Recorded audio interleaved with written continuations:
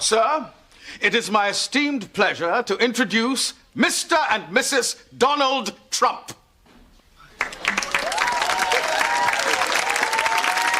It's the Donald! Oh my God! Mr. and Mrs. Trump, it's an honor to meet you. Ron said his client had a rich uncle, but Donald Trump. I like keeping a low profile. Hi, Hillary Banks. Hey, Hillary. You know, you look much richer in person. Hey, Mr. Trump. Hey, how you doing? Will Smith. Hey, listen, you are getting a great house here. And this is quite a deal you're getting for it, too. Look, I'll tell you what. You want another 50 grand, I'll cut the grass for you every Saturday. Look, folks, before we go too far, I've got something to tell you. Excuse me, but I've got something to tell you first.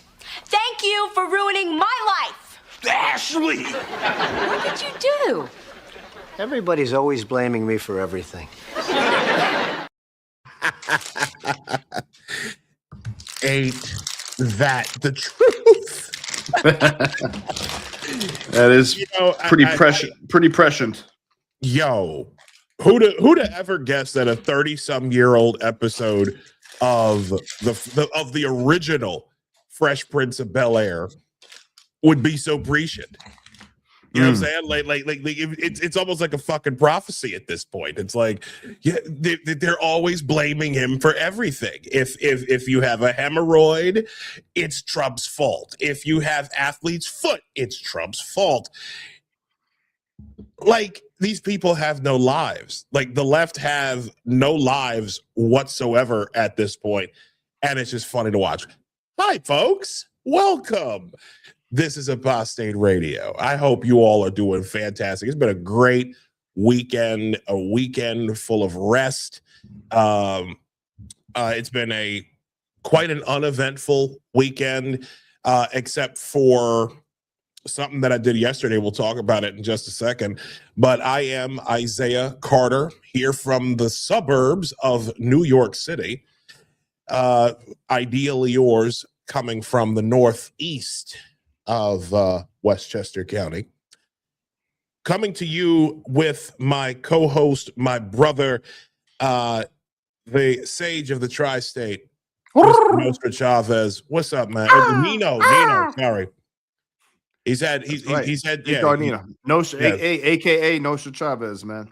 Yeah, I was gonna say you like, how did your transition surgery go? Oh man, it's even bigger now. Even bigger and more beautiful. Oh, oh my God. Oh man. Dude, oh my God, you know what? I don't know if we'll get to it, but like, I spoke with a former guest of ours, Dr. Travis Morrell. Oh yeah, Dr. Travis. Yeah, and the foolishness that he and Aaron Lee have been dealing with Colorado. Over there. Oh my God! Like, it got even worse. Aaron had a video of some type, like some older ladies were in a supermarket parking lot, and this orc, like, you talk about like a level 99 orc. Oh, showed up with the Progress Pride flag and all of the trimmings just being absolutely ridiculous, crazy. But yeah, I might pull that up. I'll show you. We got a big show tonight, y'all. It's been a crazy week. I want to just do some quick business first. The usual business. You can see us. Follow us on X at Isaiah L. Carter. You can also follow us at Nino Chavez X there over on the on that wonderful app. You can also follow the show at Apostate Radio NY. And of course, if you feel so inclined, because it's cold, both of us need underwear at this point. You can donate, you can give us money at buymeacoffee.com/apostate radio. I want to give a quick shout out to our friends over on TikTok.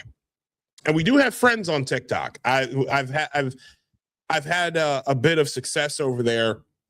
I have 8,100 followers now on TikTok, just from posting lunch break videos over there. There you go. So I want to thank you all for being there, being with us tonight. If you are on TikTok and you want the full experience, please check out our YouTube channel. Just go to YouTube, put Apostate Radio in the search field, and you'll find us. You'll find this show. We are live right now on X, YouTube, Rumble, all of that. Let's get to business.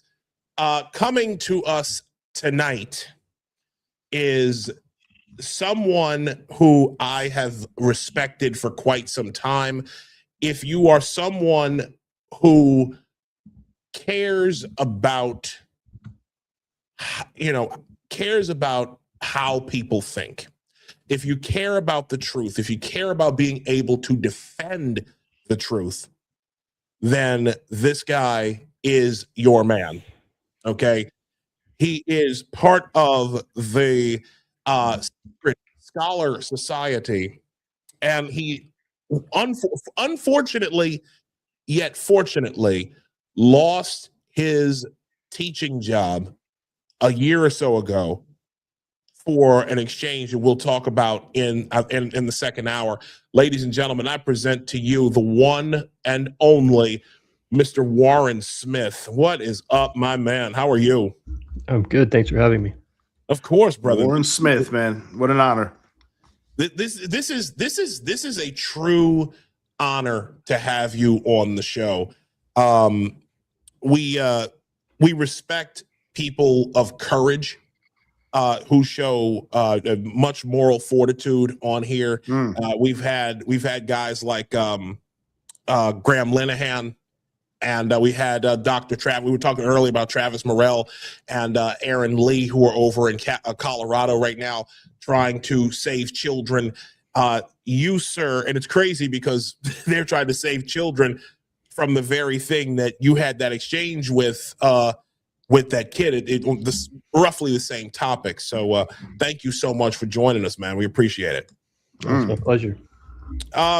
For the benefit of our audience, since this is the first time you've come to our show, please, if you would, introduce yourself, tell the people who you are, what you're about, and all that good stuff, sir. The floor is yours. Yeah, my background was in narrative filmmaking, film school, went to LA, started to go into the movie business, realized I didn't want to live in LA, got a lot of good experience, went back into academia for graduate school, with the plan of hopefully being a professor of that field. And I teach at Emerson College, one class a semester in that field, but that skill set translated to high school teaching.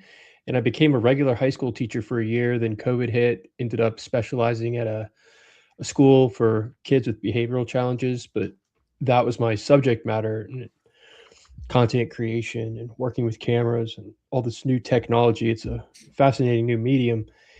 And that led to one of our exchanges, one of our kind of class projects.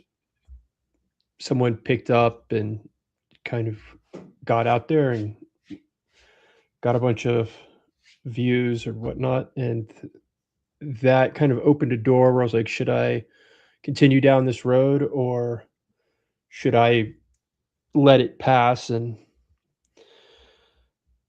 keep my head down? And that would, because there were certainly risks with it, but I chose to try and make the most out of it and see where it would lead me. And I don't regret that decision at all. That's what has led to the Secret Scholar Society on YouTube, and now doing this full time. And losing my teaching position did force me to focus entirely, but it allowed me to as well in a way I wouldn't have been able to otherwise. So yeah, it's been a wild journey. That was probably like 2 years almost now. 2 years ago. I think we're going on that. Yeah, 2 years ago. Yeah. I mean, like I remember it was so crazy, and I know we're going to get into this in the second hour, but it's like the conversation you had was so innocuous. I remember being like, how in the world did you get fired for just simply having a conversation about how to think? Like this is like you were talking to a kid. Well, I guess we can get into it now. I don't know if you feel, is there everybody okay with it? Yeah, okay. I mean, I actually have the video. And it's like it was so innocuous that I remember like when I heard that you had been fired from your job, it was like, dude, what? Allow me to pull it up if I can. Matter of fact, let me just do it on. I'm going to do it through this part, because the problem is when I do it through when I pull up the video through StreamYard, it won't allow me to. Actually, no, I can. I can do it through there. All right, here we go. Yeah. So let me go ahead and pull this up because it's insanity to me. Here we go. So these guys want to talk about J.K. Rowling. Is that so? What's going on with that? What do you want to know? She's had a pretty controversial past. I just want to know, like, what are your thoughts on it? And, like, do you still like her work despite her bigoted opinions? So let's get specific, though. Let's define bigoted opinions. What opinions are bigoted?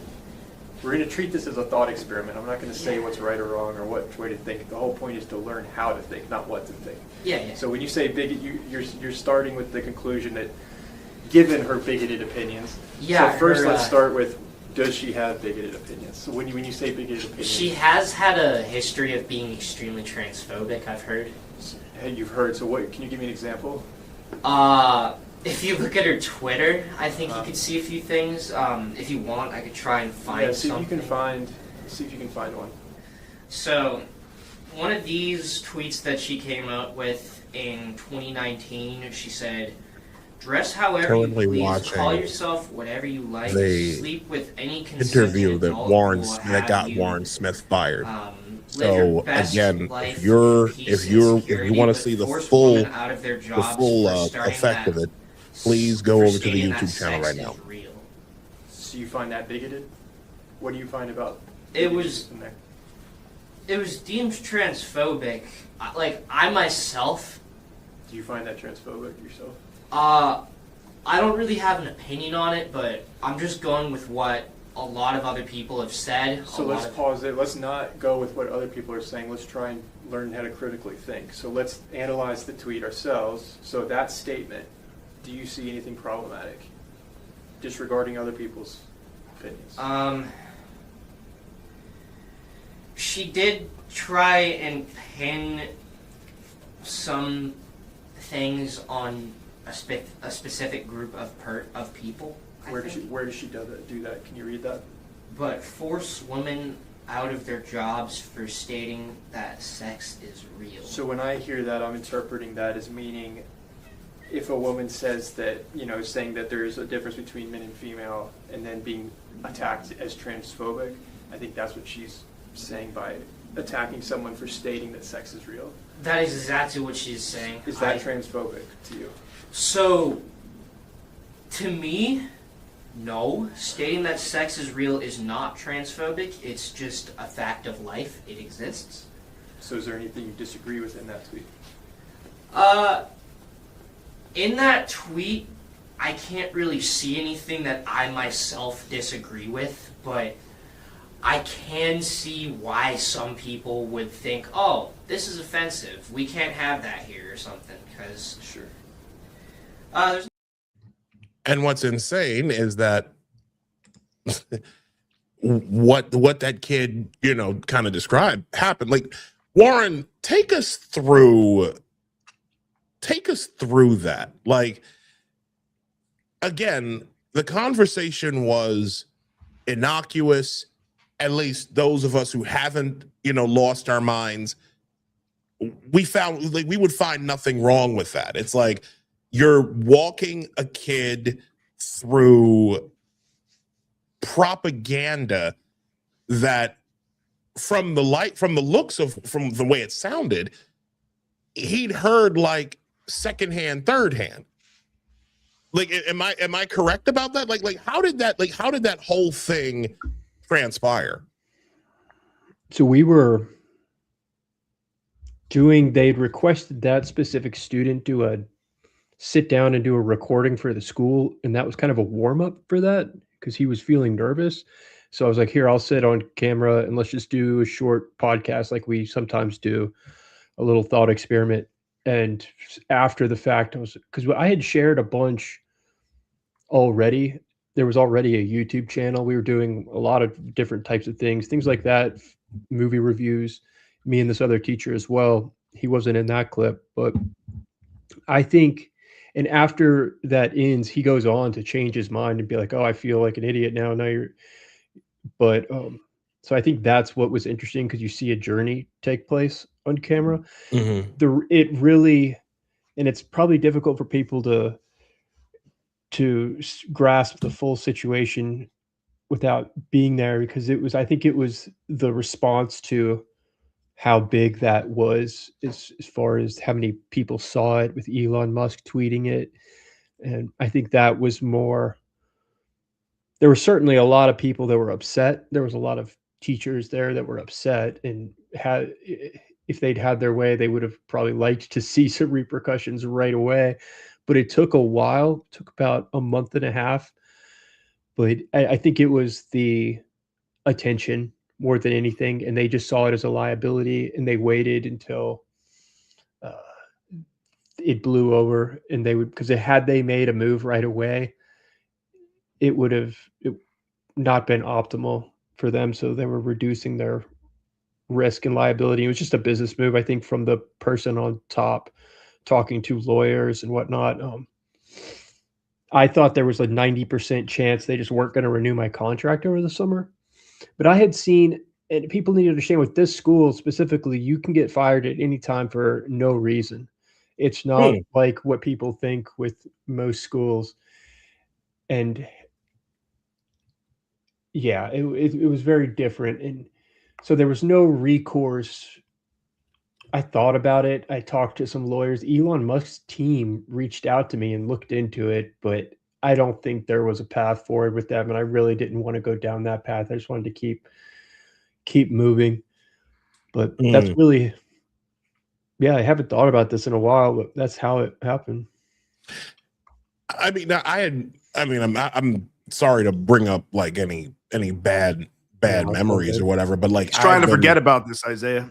Yeah, it's all good. I'm re-triggering. Trying to put this in the rear view, man. Oh my God, What do you got going on now? It's totally fine. It's totally fine. What do you got going on now, Honestly. Warren? Let's forget about it. Let's stop talking. I've just been growing the channel, for a while there. I'm just kidding. Man, I'd say like a year, not a year, but it was scary for like a while there. I remember feeling like I had footing around Christmas the following year, where I was like, oh, I can actually make a living doing this. For a while there, it was. So you're making that big. You're making that super chat money right now. I'm doing well. I'm not gonna lie. That's more than I've ever thought I'd be able to make. See, that's spoken like a true baller right there, Isaiah. We got to get that level. I know, right? We right? need to get at this level. He's like, he's like so relaxed. Like, I'm doing well, man. What can I say? I don't know. Yeah. I'm on my third Lambo right now. I wish, but maybe one day. That's why I got 7 guitars behind me. Exactly. Yeah. So, But like, I don't regret it. No, well, as you shouldn't. I mean, No, of course not. No. The way, that was the way. I would say this, right? Like the way things are these days, it's as if getting fired from some of these places, getting fired from some of these schools, some of these institutions that don't value free speech, that are like fully engaged in telling kids what to think instead of how to think, and actually, maybe put them in a position where they're able to work their way mentally and emotionally through things. they're taking that away from kids. And I think, and unfortunately, you were trying to do the right thing, which in a lot of respects, and maybe you can, if you disagree with me, you can say so. But in a lot of respects, when you have mentally and emotionally strong kids, right? When you have, emotional maturity, you're not able to get manipulated into groupthink. You're you're able to stand on your own and not be manipulated by people. You can think for yourself, and they don't want that. They want obedience.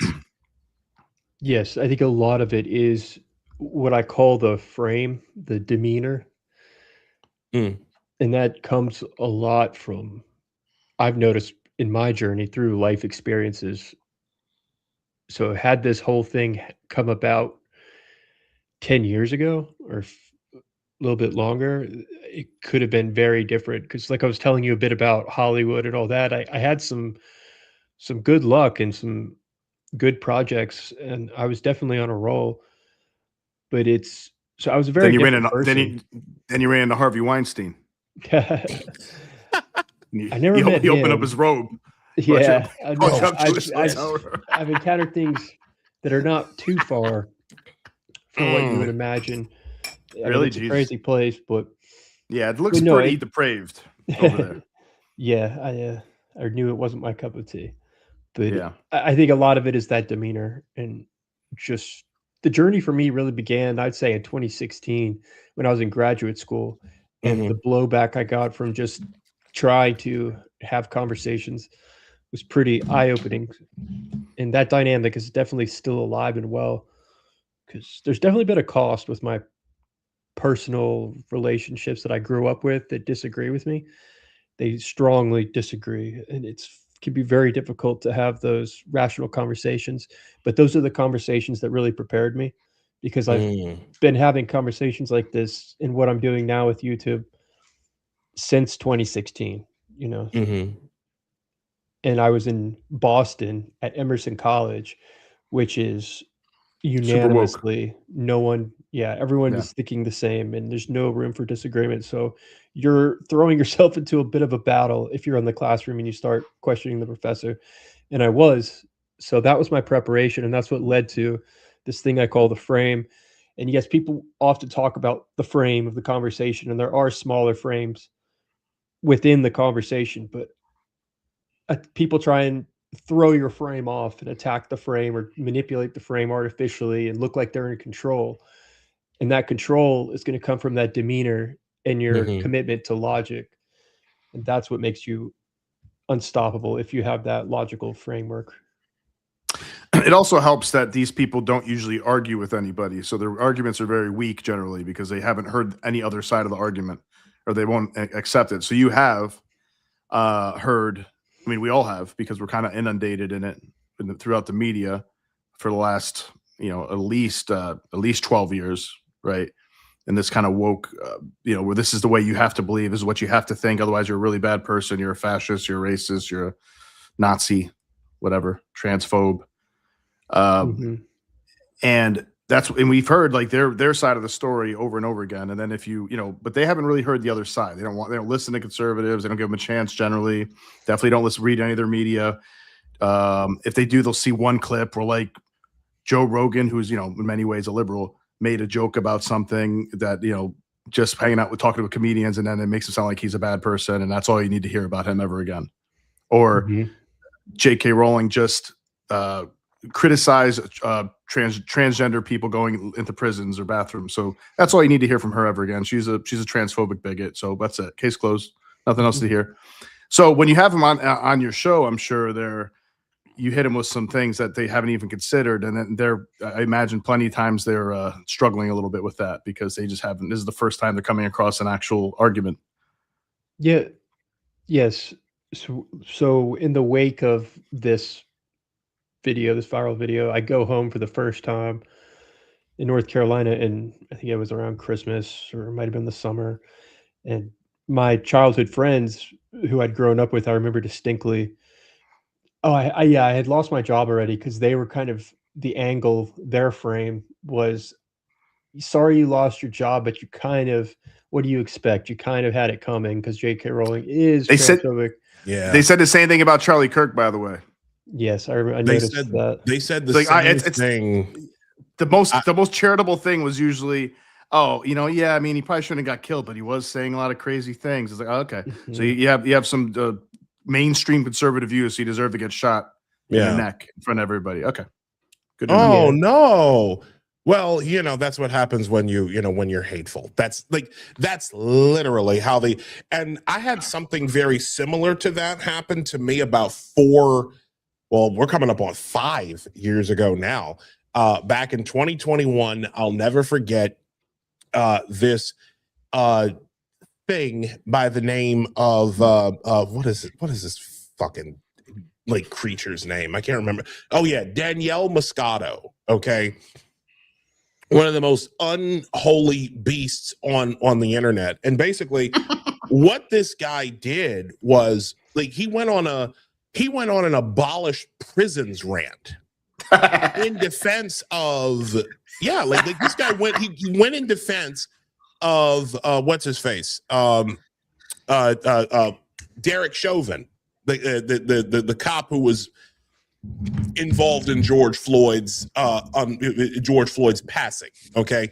Because he did not murder George Floyd. Derek Chauvin did not murder George Floyd. We need to kill that lie right here and right now.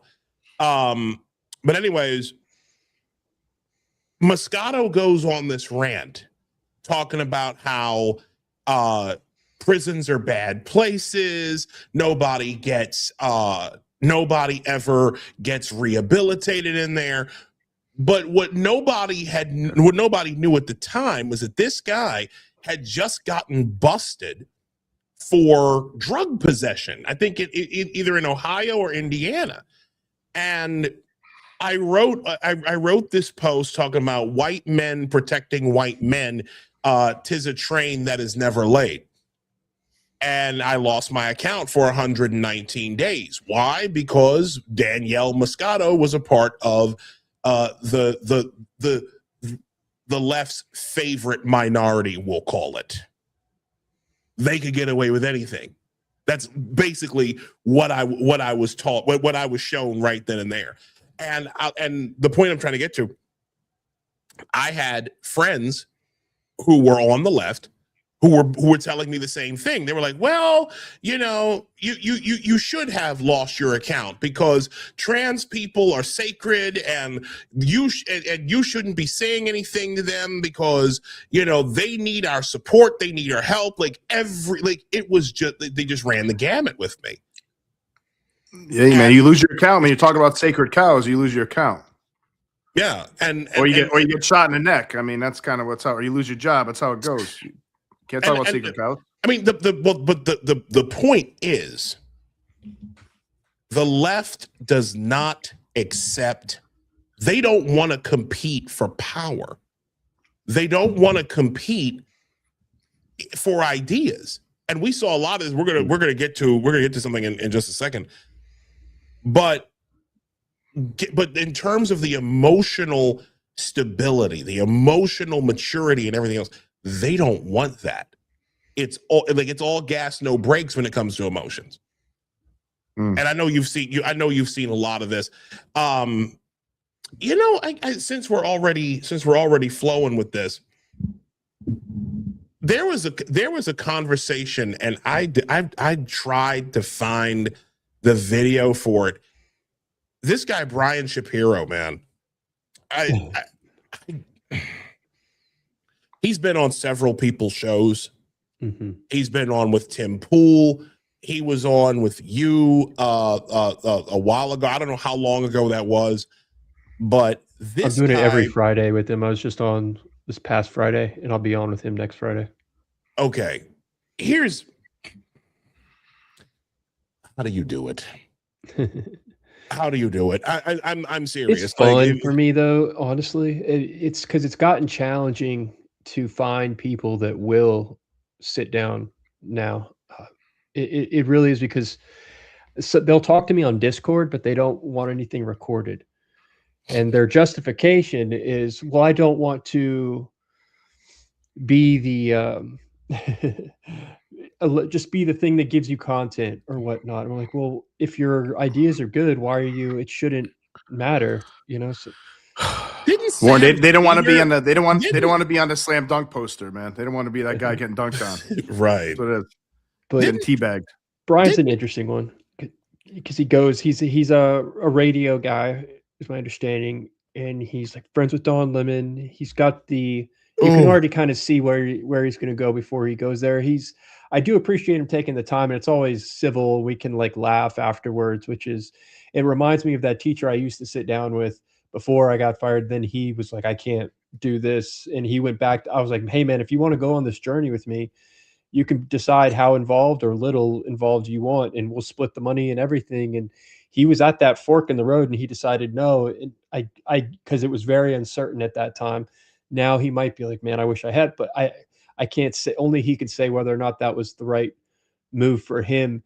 And he's probably still teaching at the school, but that's what we used to do. And he was the music teacher. He is the music. I don't know if he's still there.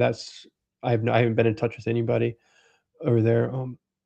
But he used to be the person that would sit, and the formula we came up with is that he would sit off camera so that his face isn't on there. No one really knew who he was. So that allowed him to speak more freely.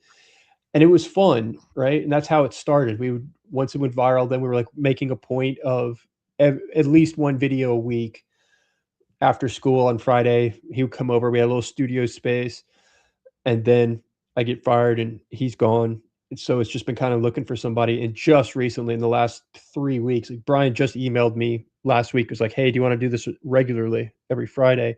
Sure, let's do it. So every Friday we're going to do a debate about what's going on in the news that week. But I can see where he's going to go, and it's fun for me. I get it. It is frustrating, but I mean, what's the alternative? Just if I avoid everything that's frustrating, I'm not going to have any conversations with any of them. I hear that. I mean, like I said, I mean, I guess.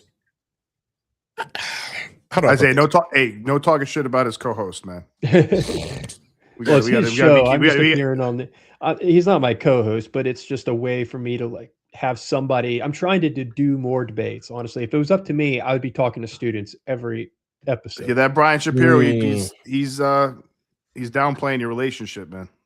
Watching this. So I saw you were a Facebook official. The reason I'm going to be honest, like the reason why I've become very frustrated when I watch these debates, when I especially when I watch Brian Shapiro, and when I watch other leftists like Luke Beasley, drives me insane. Yeah. It's like it's literally like my dude, you're not even 25 yet. You haven't even gotten your first fucking real car insurance discount, and you think like he literally thinks he knows everything, and that drives me crazy with some of these people. And again, I'm 43. I'm maybe I'm a little old school, but I don't have the patience for some of for some of these people. So for me, the question I want to ask you seriously, how do you do it? How do you, like, when you talk about the frame, you mentioned the frame earlier, how are you able to handle such craziness so calmly? Yeah, I come into it I think about it as the blank slate method in a way, which allows you to, you're not really taking a position politically. And I try and make that clear. And this is where we run into some roadblocks, because Brian is, and he's expecting me to, and many content creators do. I don't consider myself a political person. Sometimes the critical thinking or logic is applied to politics, and that's fine.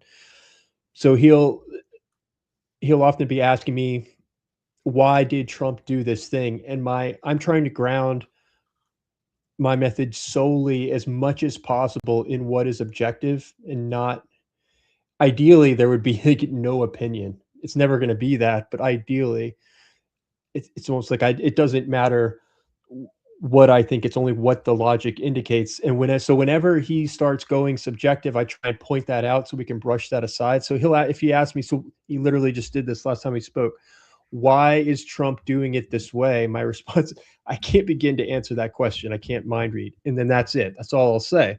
And he'll kind of sit there like, wait, because he's expecting me to go on some longer thing, because that's usually how these shows go. But I'm just trying to move it to the next one and the next one until we lock into something where he's making an actual claim grounded in something objective. Then we have something to work with. So you're kind of filtering out. That's the best first piece of advice I would give beyond the frame, is then you're just filtering out the subjective, because there's nothing you can really do if it's just subjective.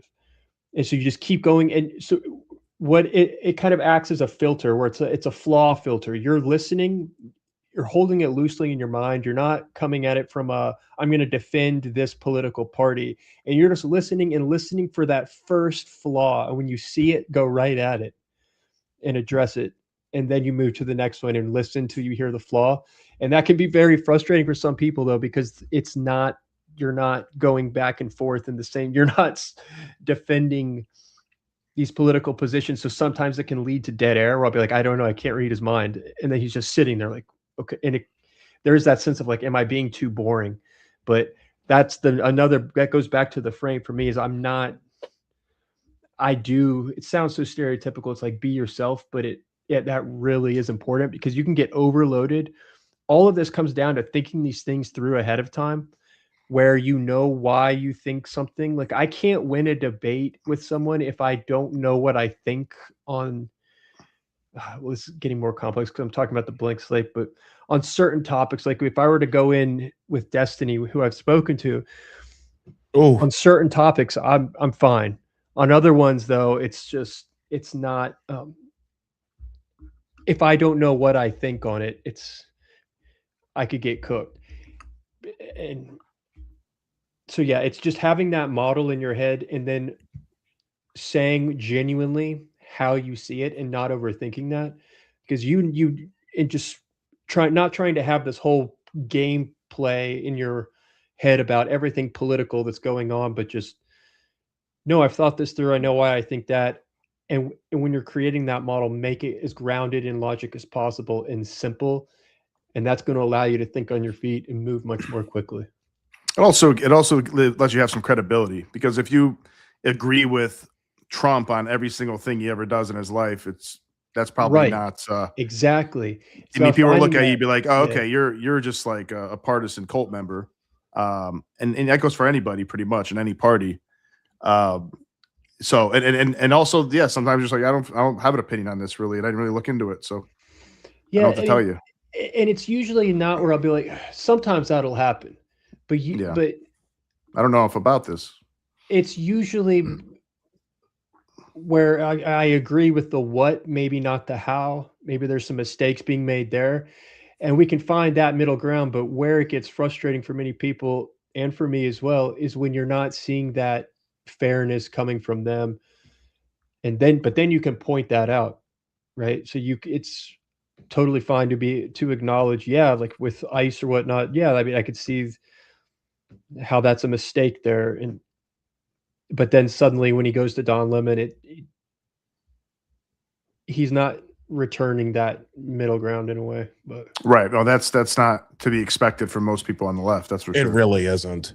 Yeah, and probably most on the right as well. But I think the right needs to. I think the right has more of the moderates and former moderates, and actually former Democrats that were more liberal, like more 2008 Obama, Hillary Democrats who were very much against illegal immigration. It seemed like, or at least that's what they were preaching on the campaign trail. But I mean, those people are now in the more moderate old IDW. Center right portion where they will criticize both sides, right? Evan Barker's like somebody, our friend Evan Barker's like somebody like that, especially. I could be like that more, but I focus on the left because they piss me off so much. But I used to be. We both used to be Democrats here. So And there's good me and reason Isaiah. for that, though. Yeah. You know, like if Yeah, you yeah. are striving to look at if that's your goal to find the logical flaws, you're inevitably going to be, in a way, hammering on the left more. That's just how the cookie's going to crumble. And Yeah, that landscape especially could lately. shift Mhm. with Yeah. time. Who knows? But Oh, yeah. right now, there's a lot of logical flaws. But that also means when we see something coming from the right, I have no problem pointing that out. It's usually very different. They're usually more in the way of mistakes. Oh, a press release came out too soon and they they were over their skis, for example. But and I have no problem. You're in for a world of trouble if you are blindly. And yeah, there's many people out there, and I get it. Like it's just a different incentive structure where they are trying to defend a political party, and I'm not trying to do that. But I think it's harder for the left too because again, like I said before, they just don't see. There's not enough gets in their bubble, right? I mean, the right, like I said, we tend to be, or people who are center right or conservatives, we tend to see more of it. Like if you put on CNN, you're going to see a lot of anti-Trump left leaning stuff. Obviously, MSNBC, most of the legacy media, almost all of it, right? And if you're working in like a school or something, medicine, plenty of fields are totally dominated by people who are openly Democrat and anti-Trump. And there's not very many fields that go the other way around in that way. I don't think. Like most of the time, no matter unless maybe if you're like in a real blue collar, hardworking, masculine job, like maybe people are a little more openly pro support of Trump. But like if you work at a hospital, if you work at a school, if you work at a corporate like some kind of like white collar corporation, things are definitely leaning to the left. There's a lot of like diversity celebration and pride celebration and trans month. And, people kind of, if they're not saying explicitly that they can't stand Trump or ICE or something like that, the language is very, very friendly to the left and to their ideology, to kind of like a woke ideology. And if you ever wore a MAGA hat or ever had any kind of conservative, if you had like a picture of Reagan up on your cubicle, you probably somebody's going to complain and be like, this is really making me feel unsafe. If this person supports Reagan was a fascist in a lot of ways. And, this is what they, especially if you're such a far left person who's been indoctrinated through the universities or even K through 12, and you come out and like you've been pushed so far to the left, the Overton windows move so much that everything to the right of Bernie looks like a fascist to you. Yeah.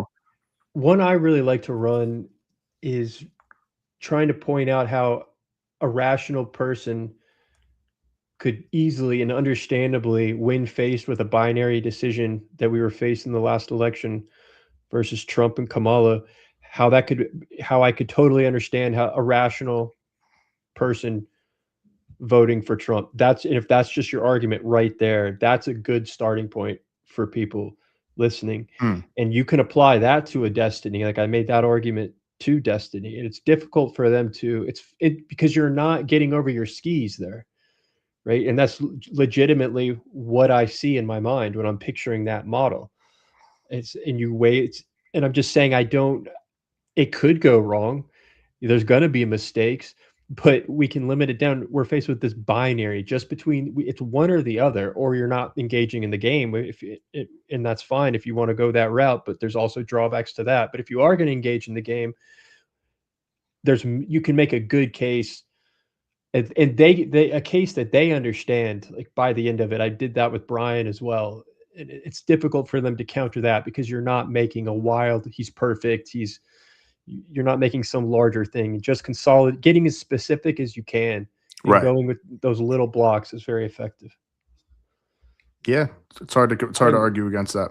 Yeah, it is. If you have the truth on your side. And let's talk about that for a second. Because we saw, it's so funny you talk about having the truth on your side, right? The last couple of days have been an absolute firestorm with, I hate using that media, like kind of buzzwordy kind of language, but it's hard to find a proper word that captures this. This was a true firestorm Friday, there was a video that the Trump that Trump had put out via Truth Social, and it was a very, very important video. Okay, talking about the voter fraud that took place in the 2020 election. Okay, if you've ever wondered, ladies and gentlemen, why so many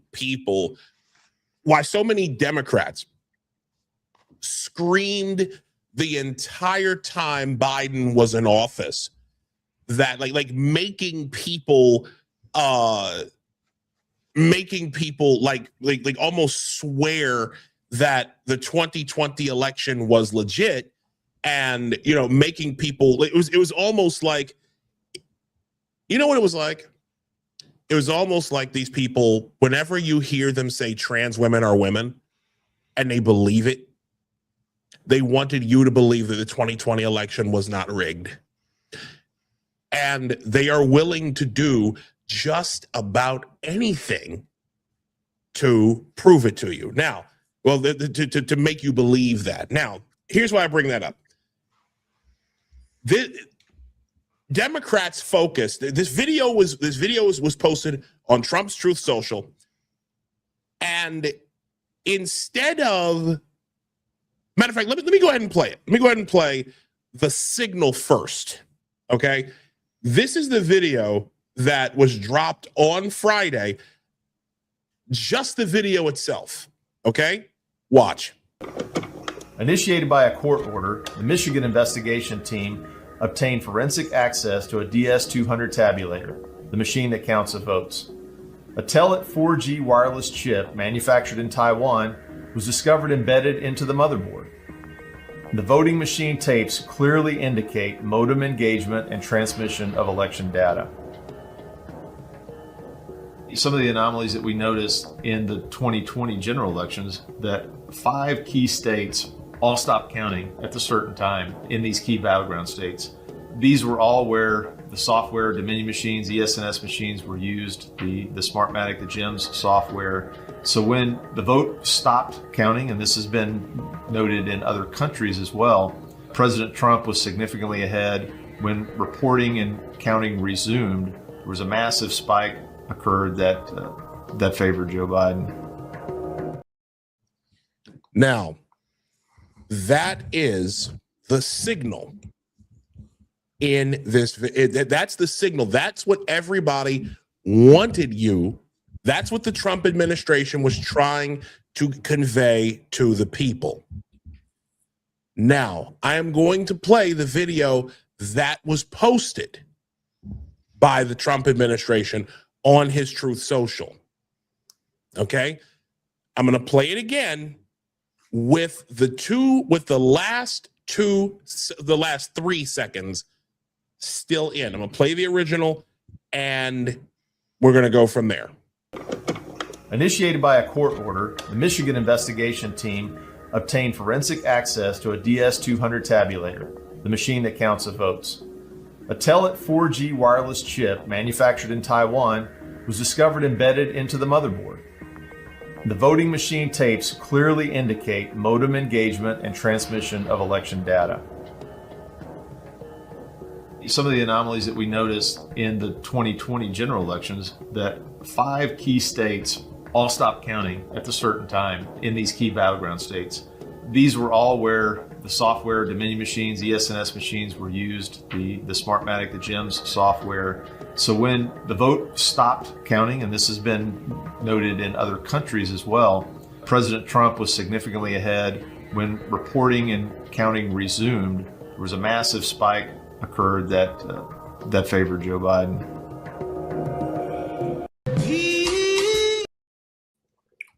Now, what's wrong with this picture, you might ask? Well, as you can see, the autoplay got the best of that clip. As you can see, the end of that video, you had depicted Barack and Michelle Obama as monkeys. I think that was part of the documentary, Isaiah. It was. Well, of course, some people thought that, right? Some people legit. That was the next scene of that documentary. That was the next scene of the documentary. Yeah. Throw in the lion sleeps at night. Now, here's the now the one thing, and again, this is what I want to ask Warren's opinion on. You had the signal versus the noise that was created, because Democrats and more than a few Republicans went absolutely apoplectic. Not at the video itself, but the last 3 seconds. The last 3 seconds. It was like this gigantic, see, Trump is a racist moment. Warren, what are your thoughts on that? What did you like when you saw that? What did you think? And yeah, what was your reaction to that? Yeah, so this is what Brian opened with this past Friday, and he asked me the same question. I see what I believe to be I'll call an honest mistake. I didn't realize that there was the autoplay feature and how that played into it at the time. So I was thinking about this logic. It's like mathematically through YouTube analytics, we know the average view duration is 40%. And we know the vast majority of people aren't going to watch the last 3 seconds, even when posting a video or retweeting often. If we could mathematically gauge the number of people that watch through the last 3 seconds, he counters with the argument, yeah, but it's a political operative working at the highest level for Trump, or it's Trump himself. So his counter is, well, there's no accountability. He should come out and apologize. And that's continuously the argument he's making is, well, they're not apologizing enough and they should fire the person responsible for it. And I got him to concede that he didn't actually, Brian, did not actually think it was Trump who posted it. Or no, sorry, Brian thinks it was Trump who posted it. So then it's like, well, who's he going to fire? So kind of walked into it there. But my point was, okay, well, they're probably not going to want to fire a highly effective political operative who's probably had a lot of successful plays. And we can assume they're highly effective because they probably wouldn't be the person posting these videos for Trump if they didn't have some skill set and a proven ability. I'm not surprised that they didn't fire the person over this, which appears there's a high probability it was probably a mistake, a human mistake, which of course it was. Yes. So I don't understand the outrage, honestly. And that's my take on it, is I don't see why it's such a big deal. Well, the outrage is because people think he just posted that last 3-second video by itself. And nobody looked into it further than that, because that's what's portrayed in the media and portrayed on social media and the left-leaning algorithm. So I got you. I got I mean, that's what it seems like to me. That's what I thought too when I looked online on Twitter and even on my X algorithm at center right, I saw that video pop up. I didn't see that beginning part. Have you seen the rest of the animated portion? Yeah, I've seen that too.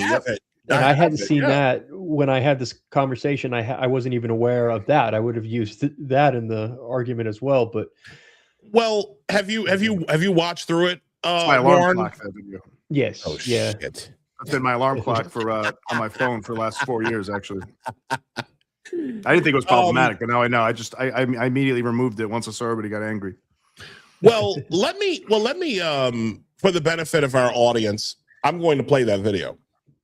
I am going to risk listen, because we're gonna have to end the show if we do this, man. You know that, right?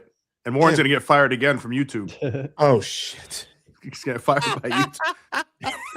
I mean, if you look, I look at it this way. There was nothing, I saw nothing wrong with it.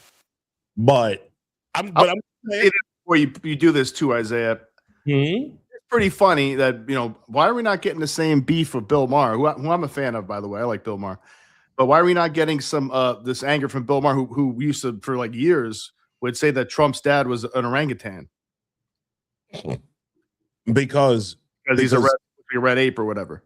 Because the first instinct, remember, that's not a joke, that's real. Yeah. I know. I remember.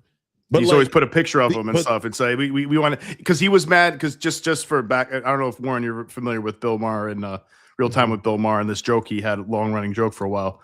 This is because I think Trump was doing the whole what was it called, the birther thing with Obama, you know, saying let's see your birth certificate, and Bill Maher's like, well, we never seen your birth certificate, you know, how do we know your dad's not an orangutan? And like he'd always put a picture of an orangutan for Trump. And he also, I think, did some mixed cartoons with that. I think he did once, or like a picture of Photoshop. It's almost the same thing. But I can hear Brian's voice and how he would counter this would be. Well, he's not black. Well, he would say, well, yes, but this has been used as a racial slur. Yes, of course, yes. So, and I'm half joking. Yeah, I'm half joking, and he'd say, I'm but convinced that this is confirmation that he believes that Trump intentionally posted it, but no, he believes that Trump is targeting Don Lemon because he's gay and black as well, and was using this as part of that evidence. So that's so stupid. I mean, Scott Besson is gay. Trump's got a lot of black people in his circle. Trump's always, hey, Isaiah, let me ask you this, because I know you are a member of the African American community. Yeah, Trump's had a lot of love, I feel like, from black people for many years, for decades, and still now. I see a lot of black people on social media showing him a lot of love. I mean, yeah. I mean, the one thing that I'm going to say is that the reason why you see, and if you want to know why, I believe there are so many black people out here now who are expressing appreciation for Donald Trump. I'm talking about black folk who didn't before. I believe they had a very, very similar situation that I did. Okay, where Donald Trump got made a truth teller by Democrats. Like, Democrats objectively, after years of telling people that Donald Trump was a racist, after years of saying Donald Trump was a Russian asset and blaming Trump for everything, like counting the amount of lies that were allegedly told by Trump during his first term. Then after COVID hits, people voted for Biden out of panic.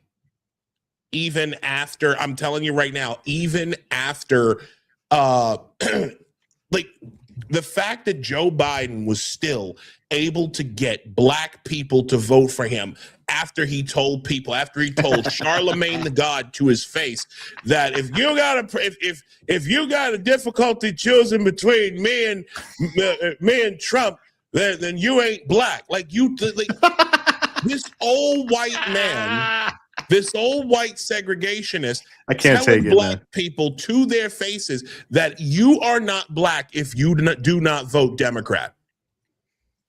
And I don't know. He's also a guy who said, didn't he say in the past, like in the 90s, he said, I don't want my kids living in a racial jungle. Something like that. But we don't need any more N-word big shots. We don't need an N-word mayor. And the only reason why I'm censoring myself is because YouTube is quite sensitive about that. It's like the issue is you had the Democrats came out completely and showed themselves to be a racist party, right? Not just with making Donald Trump a truth teller. Okay, when they started here in New York City, I've told this story often, Warren, about how when I used to live in Brooklyn, I lived in Brooklyn for like 5 years. Okay, and I lived in Brownsville, which is right next to East New York. I don't know how well you know New York, but Brownsville is a pretty black neighborhood, okay? Between Black Americans, West Indians, all that type of shit. between 2021 and 2024, there were multiple homeless shelters that got turned into migrant warehouses. They were warehousing migrants in black neighborhoods. Okay. They had been doing that for years. They brought them up from, they would bring them up from the southern border, and they would house them. They would start off in like those two big hotels that that just closed, the Roosevelt on the east side and the Row on the west side, and then they would just disperse them throughout all of the black neighborhoods throughout the 5 boroughs, even Staten Island. So black folk are watching that. Black folk are watching their neighborhoods getting turned into, and then in places like Chicago, where they're watching their black mayor, right? Brandon Johnson is literally bringing these illegals in. He's bringing in illegals, right? Giving these illegals everything they want, everything they could possibly ask for. Why? Because you're trying to buy votes. Remember, I talked about this. You have the vote, the illegals are the vote cattle. And while those of us who are Americans, we are the tax cattle. We pay the taxes to give back to the vote cattle, so the vote cattle will keep voting for Democrats. Black folks saw this shit and started asking basic questions. If they're bringing these people into our neighborhoods, what the fuck do Democrats have to listen to us for anymore? Like, when I listened to Danielle Carter with Chicago Flips Red, shout to them. When I listened to them talk about about the way in which Chicago's government just completely, disregards black people, disregards anybody black who does not think and act and do what they want, who's not fully on board with bringing in infinity illegals and how they're treated. It's disgusting to me. It's like, and then of course the first thing that this guy's going to say, that Brandon Johnson or any of these black mayors say, like Brandon Scott said the same thing in Baltimore. If you question anything we do, you ain't then black. You're a racist. Then you ain't black. You racist. You an Uncle Tom, or you a coon. All this other bullshit. As you spend $160,000 of taxpayer money on a fucking Grand Wagoneer. But anyways, I'm not going to. You just lost your DNA and your ancestral ethnicity. Right. If you don't agree with us. That's out the window. You're basically white now.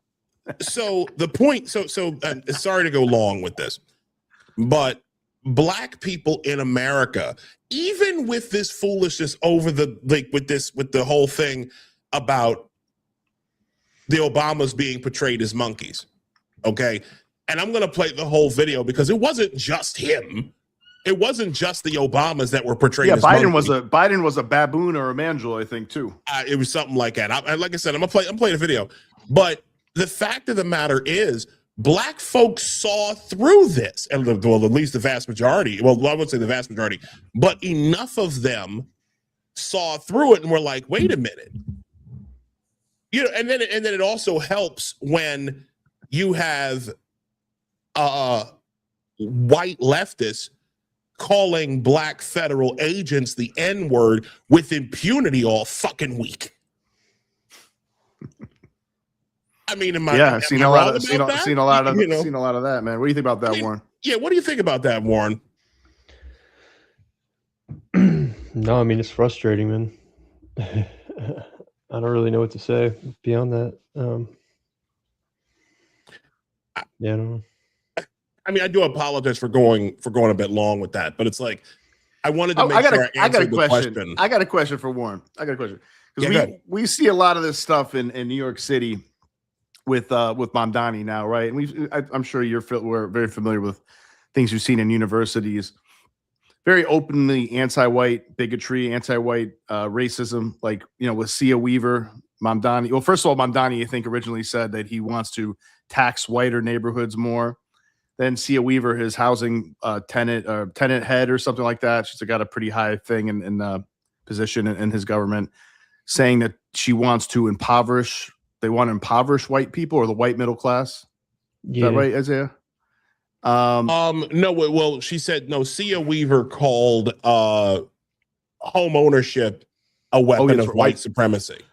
No, she also said what I said too, though. So that's the other thing I want to remember. So yeah, she said that at some point she said something like, I think it might be exactly this, that it's our goal is to impoverish the white middle class, or we should be doing that. I don't know if she meant that as like working for the mayor of New York City, or a general leftist. Because they're basically communists. Wording. It yeah, you can look that up. Right. Impoverish the white middle class. Yeah, right. and then she also said that like you said that home ownership is white supremacy. So first of all, what do you think about those kind of comments, Warren? And what have you seen a lot of overtly white racism in Boston and that kind of area? Because I'm pretty sure I've seen some stuff like that from Mayor Wu. Yeah, that's one of the things I encountered during that time period, starting in 2016 at Emerson.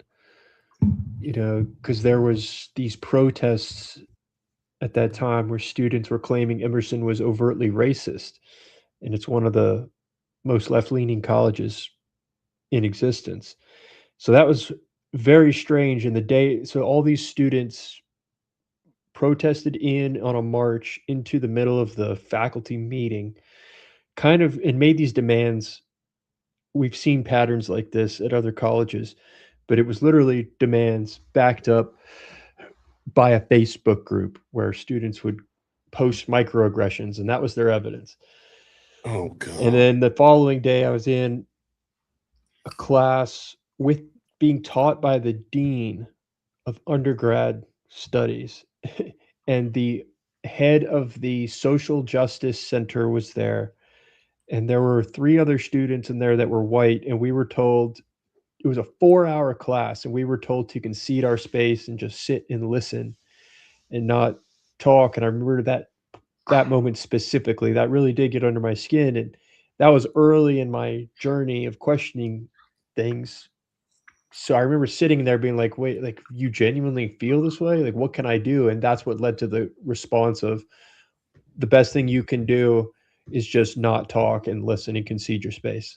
And then I was riding in the elevator back down after the class with the dean, and he was talking about it kind of under his breath, because they were pushing to decolonize or decolonialize, can't remember which two, the canon, right? What? Yes. Yeah. Right. Like the English literature canon, you mean, right? Yes. Like Yeah. what books? The Great Gatsby and stuff like that. Things like those kind that. of books. Yes. You need to be reading more Wounded Knee, Bury My Heart at Wounded Knee, and 12 Years a Slave, and every story's got to be about slavery. Everything's got to be about Jim Crow. Everything's got to be about racism and transphobia. And it's a large push to see more teachers who are, they say, that look like us, and more students that look like us, which is another line we can go down. But because I remember in the elevator, he was saying under his breath, he's like, decolonialize the canon. Like, he was just not on board with it, but there was this fear. Who was saying that, Warren? The dean. Who said that? This is at Emerson? Yeah.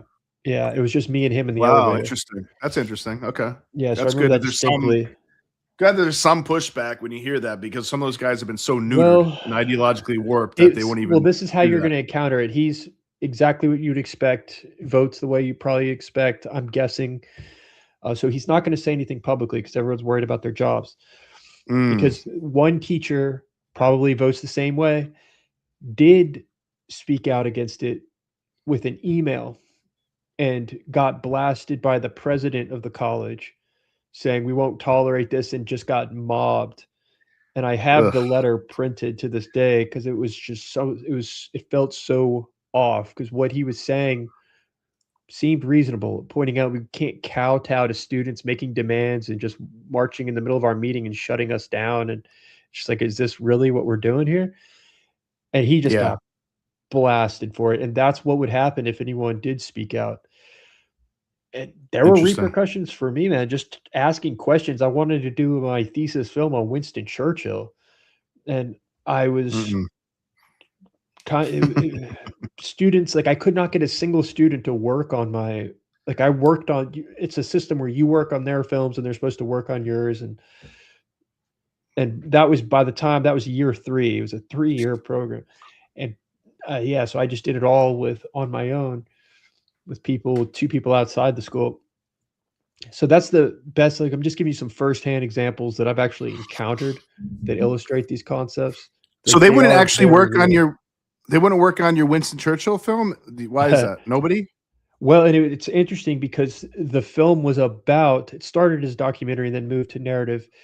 And it ended up being about the year Harvard in the lead up to World War II, literally the Pearl Harbor, like the school year leading up to that day of Pearl Harbor when everything changed on campus. But it was telling the story by focusing on there were only 3 black students at Harvard in that year, and there was one playing on the lacrosse team.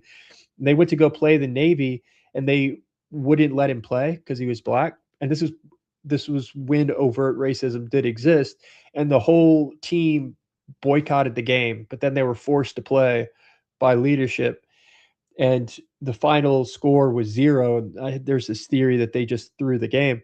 And I was like, oh, that's an interesting microcosm to enter the story, because then it was told through the eyes of the president of the student body who knew him. And I had found the story in the yearbook and their letters telling the story, and how that all took a backseat with when Pearl Harbor hit. It was, everything just changed. So it was an anti-racist film, is my point. Anyways, so, but they don't, it's also nuanced, and there's no room for nuance. Wow. That's unfortunate.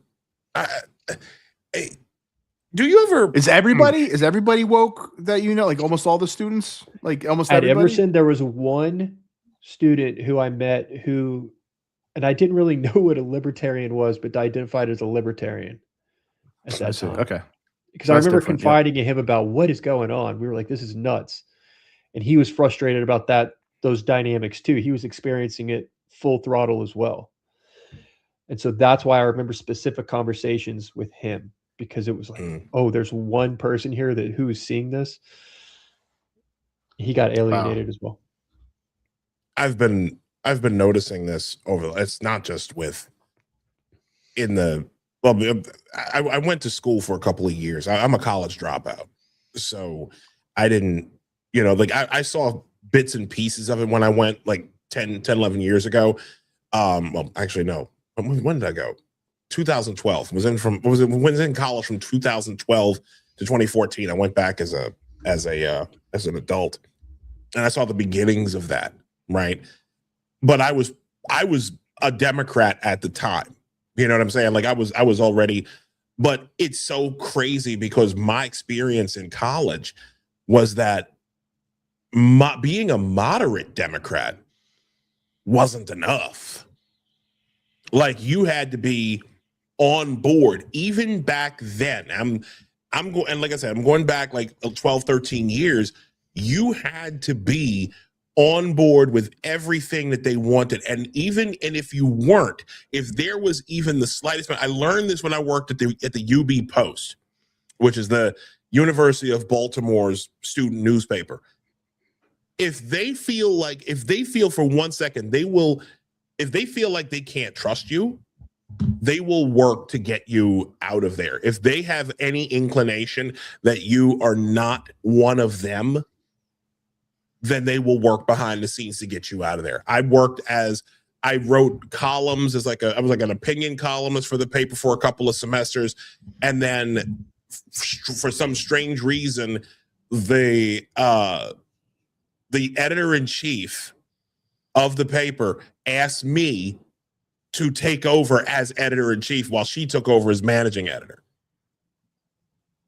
I was the token at that point. I guess they were trying to get, to have some black dude, as the face of the paper. And, it was great at first, but then right as they started, as like towards the end of the semester, a white leftist girl that I had brought in to be initially a photojournalist ended up becoming the PR person, and then worked behind the scenes like planted in people's minds that I was like stealing work, that I was, not giving proper credit, told the faculty advisor all sorts of craziness, and essentially took over as editor-in-chief. Like, went behind my back. It was the worst experience of my life. And that was when I learned, man. Like, I learned that these people, if you are not fully on board, I have never seen the friend-enemy distinction so, like, bold and out there. If you are not, literally, they believe that if you are not one of us, you are one of them, and you got to go.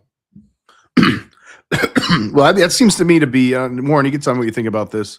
That does seem to me to be, part of the hyper feminine spirit of the party, of the Democrats and the far left, who's kind of taken over the Democrat. I mean, it's really becoming the party of socialists now. It seems like they're the energy of the party. Bernie, AOC, Mamdani. There is some moderates that are still winning, but it looks like those are the new figureheads, as like Nancy Pelosi's, Schumer. They're really falling out of. They're getting old. They're falling out of favor. And I think it's a very feminine energy, because that's a feminine form of aggression, right? It's ostracization, reputation destruction, kicking people out of the group, making sure everybody knows that you're radioactive and you don't belong even to talk to us anymore. You don't belong in the same room as us. You need to go because you're on the wrong side. You're a fascist. You're anything. If you disagree that men should be in women's bathrooms, then you're obviously just hate trans people, and you're a bigot, and you probably hate gay people too. You just hate the whole LGBT community. If you disagree with a black person about one thing, then you're obviously a racist. If you disagree with a woman about anything, you're a sexist. Of course, unless any of those people are conservatives. Then you can be as racist and sexist as you want to be.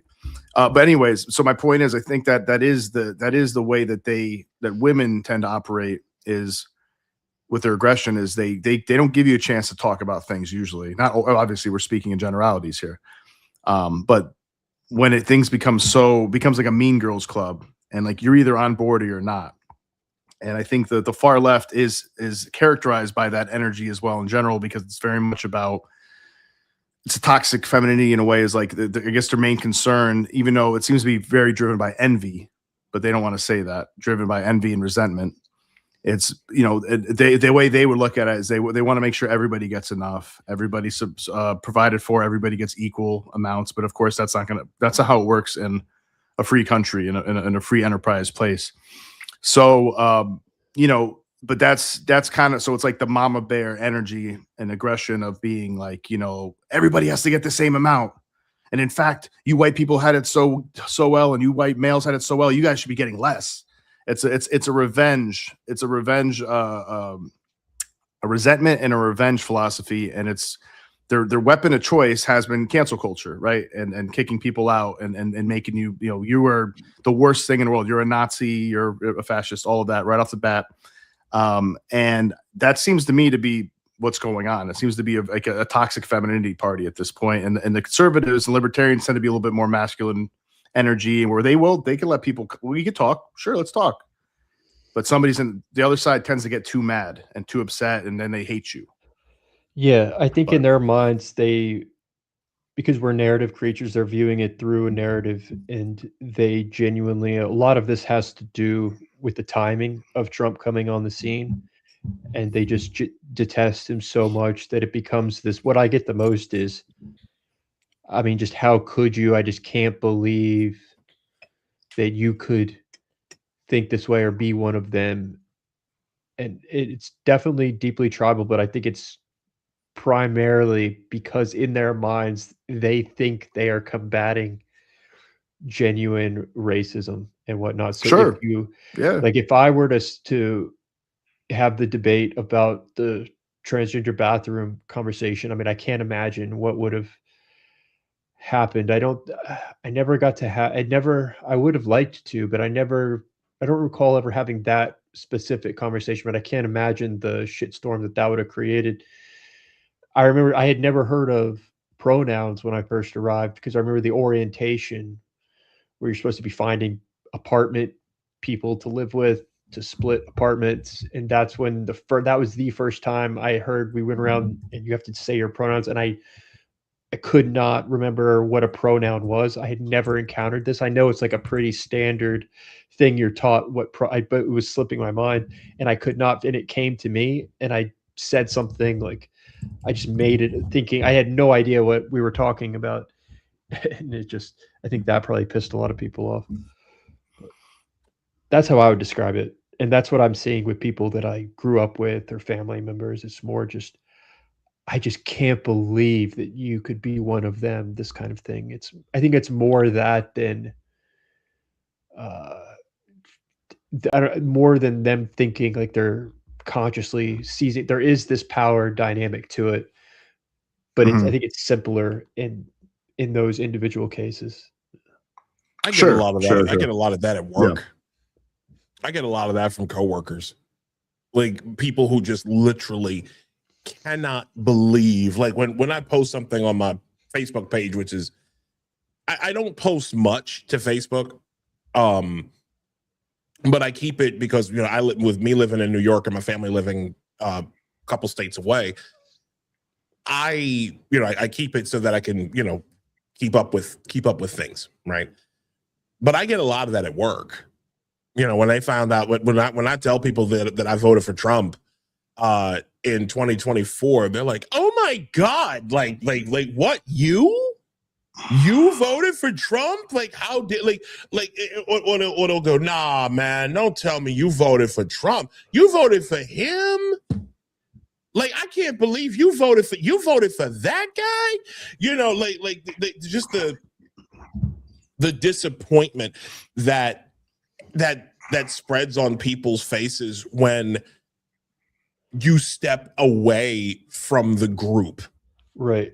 That's what amazes me. It's like, yes, I am an independent thinker, and while I voted Democrat, religiously, faithfully, 2008, 2012, 2016, and 2020, I chose something different. And this is the United States of America, and I'm fucking allowed to do so. You can too. Yeah, the approach I take is like, the only way forward I can see is I'm happy to have a conversation with you about it. It'll be rational. We can go through it step by step.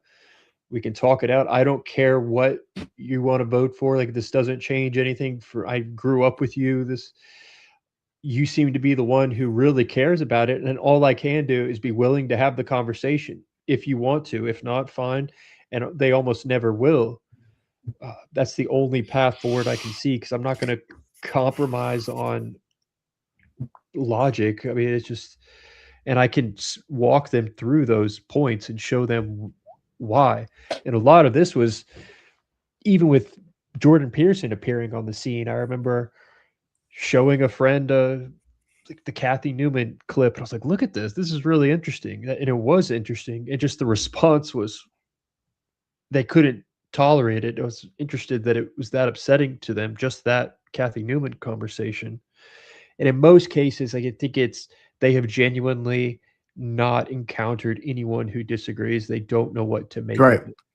Exactly. Yeah. Well, they put them in such an emotional, like, through this indoctrination, they put people into such an emotional tribal state of mind where not only are you it's a difference of opinion, there's different ways of looking at things, there's nuance. No, you're just actually a bad person. That's actually, you're arguing about feminist, sacred feminist beliefs with Kathy Newman. You heard her herself being that way with Dr. Peterson being like, so you're saying this, and he's like, no, I'm not saying that at all. Like, so you're saying this, just kind of putting like these very negative things that he clearly wouldn't sign up for, the least charitable accusations, really. And yeah, that's what you get. It's very common, and sometimes I've seen people, like, after a conversation immediately able to get up, call you a name, and get up and leave. Usually this is women doing this, but it's like they realize, oh, you're a Nazi, you're a fascist, you're just a sexist, you're a racist, whatever. And it's like, no, there's actually, I know you didn't get taught this ever, and probably never seen this on the news ever, or read a book about it ever, or anything, or listened to a conversation on a podcast about it. But this is actually a very legitimate point of view. In fact, this was the point of view of almost everybody 15 years ago. how much has the world changed? And is that progress? Did we really move in the right direction? How much are we basing things on facts and human behavior and human psychology and how people interact with each other? How much are we going by that instead of what you think things should be and how things should be when they're just not going to be that way? You know what I mean? Like they're just certain things that are just not going to happen. Unless you could let's do brain surgery on us and change the way we are as human beings. Like racism, for example, that's never going away. Racism, and it's just not going to, there's always going to be people saying racist things. There's always going to be people stereotyping. There's always going to be people who see patterns. And there's nothing you can do about it. So, we could tell people, hey, but definitely try to give everybody a chance. Look at people as individuals. Every race of people has great people and all that. But it's not, racism is not going to go away. And if you try to make it a sacred cow and make it so toxic and even like a joke or something, a racial joke, for example, like a Chappelle might make or whatever, if you try to do that, that's just going to make more people want to be like, ooh, I'm going to do that. I'm going to do that. Being naughty and being rebellious and being punk rock, right? People that's what part of the reason why I think Nick Fuentes is so popular, because he'll just say the things you're not supposed to say. And he does it in a kind of a funny way or an amusing way. And, so it just doesn't work. It doesn't work that way. And when you're not telling the truth and you're trying to pretend like things aren't the way they actually are, you're going to lose some people.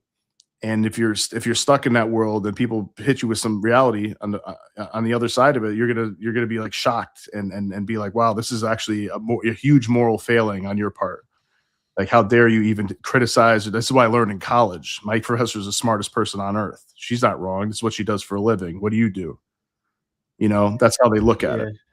I had a lot of fun challenging the professors because it was stunningly stereotypically Marxist in a way, honestly. I remember the cultural media studies, just I don't know how they pay them, because this guy runs this thing called the Engagement Lab, and that's their equivalent of contributing to research, and it's a lab where they study engagement. And it's cultural media studies. I still have the book. Chapter 1 is Karl Marx. And also it was interesting. Yeah, it was. Why would that be? Why would that be chapter 1? It's about cultural media.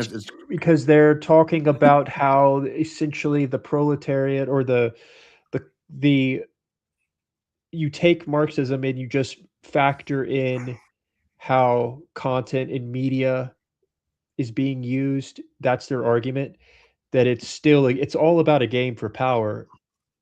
It's the classic Marxist argument. Oh my God. And then it brings in philosophers like, well, the medium is the message. And I mean, it's all rather pointless, honestly. They're long-winded chapters that are delving into these. I got nothing, honestly, out of any of those classes. Well, I would disagree a little bit, because what you did get was a window into how they use anything as a generative theme. True. Yeah. They use anything to talk about the revolution. They do anything to try to indoctrinate you into Marxism. Right. That's insane to me. How about that ROI though, man? Just besides that, getting an insight on the Marxism, it's like you don't get anything else from it. So if you're a person with any kind of sense, logical sense, and you're not easily persuaded like you are, then you got nothing out of it except annoyance. For how much money a year were you paying for that? Yeah, I was on a half-ride scholarship, and I don't regret it, because if I change one thing, I might not be where I am, and that's what led me into teaching. Right. It's just it's crazy because you have to have a master's to get in this pay bracket as a teacher. And yeah, you have to eventually get your master's if you do start teaching high school, and you can do it after the fact, but it's a nightmare. So, I mean, I am still teaching for Emerson, which surprisingly they just, but. Oh, wow. But it's a lot of money, man. I owe a lot in student Yeah. line Well, you still, at but least you got a job at yeah. the end of it. At least you got a job at the right, end of it, and yeah, you have your YouTube, which is great. But what if you didn't? What if you were right. just That's what I was yet thinking about. another CRT person? Maybe you graduated, maybe you didn't, or a gender studies, or a Filipina lesbian basket weaving studies PhD, and it's like, man. So you went to school to become much stupider and much more ignorant for the most part, right? And now you have like this very ridiculous, resentful Marxist lens about everything, where you're just completely ungrateful about everything and think of men, straight white males are the reason for everything being bad in the world. And if we only had more indigenous trans people or something in power, everything would be much Yeah, better. And now you owe like $200,000. well, Plus I interest. probably owe about 60 left, so Yeah. because I was on a scholarship. Depending on the Man, person. yeah, Yeah. you got to be careful though. If anyone Not a good is way in to that start life, position, man. it's scary. Like, just make sure that Yeah. you're doing it for a reason and that you're actually taking the classes, the best classes. It's just so many people end up just taking the classes that often I was doing that too. It's like you just take the classes that are available. Even the good classes aren't even available often. It's just such a big racket. It's just people they think it's a stereotype, but we're talking about these things being indoctrinated, but it's not. Like we were just talking No, about it's that one true. example, but then you switch over to I had to take the ones that are required for that program, modern art. And how do you infuse Marxism into modern art? Well, they do, because then it goes to the idea of looking at modern art, like the banana peel nailed on the wall, and how that is equally aesthetically valuable as the Mona Lisa. Right? This concept What a of joke. objectivity and like objective truth at every layer. It's literally It's a postmodern flattening. thinking. It's a flattening of. It's a What a no joke, man. distinctions. No distinctions. No, nothing's better than the other. Except strangely enough, communism. Right. It's like, Literally well, everything's subjective. exactly. Everything is subjective, but the only thing that's allowed to be objective is the revolution. That's all. That's all these fucking people are about. Right. I want to get to just real quick. I want to get into some of these comments because we've got some of our Yeah, regulars who are coming in. Marie Isabella, who is Hey, a Marie. regular. We love you, darling. Thank you for stopping by. We know we know we weren't going to get a whole lot of people tonight because of the Super Bowl. And to be honest with you, I think we're probably more exciting than the Super Bowl at this fucking point. I've been flicking back over to it on occasion, and it looks like oh now they're throwing punches. What? Ooh. You got a Seattle player hit Stephon Diggs in the head. I'm looking at this right now. It's a face mask. Oh, they scrapping. They scrapping right now. Oh shit! You know what? And right now, 19-0 Seattle is leading.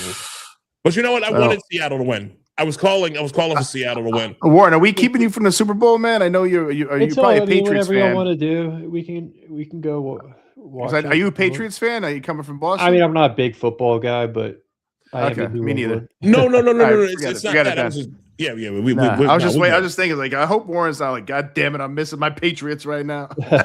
Is that where you're at right now in New England? Say what? Is it? That's where you're at, New England, right? Yeah. Oh, okay. Let me see what else we got here because we did get a few. Let me see. Joker King, who is a friend of mine, a friend of the show, great guy. Good evening. He said good evening to Marie. But we're gonna say what up to you.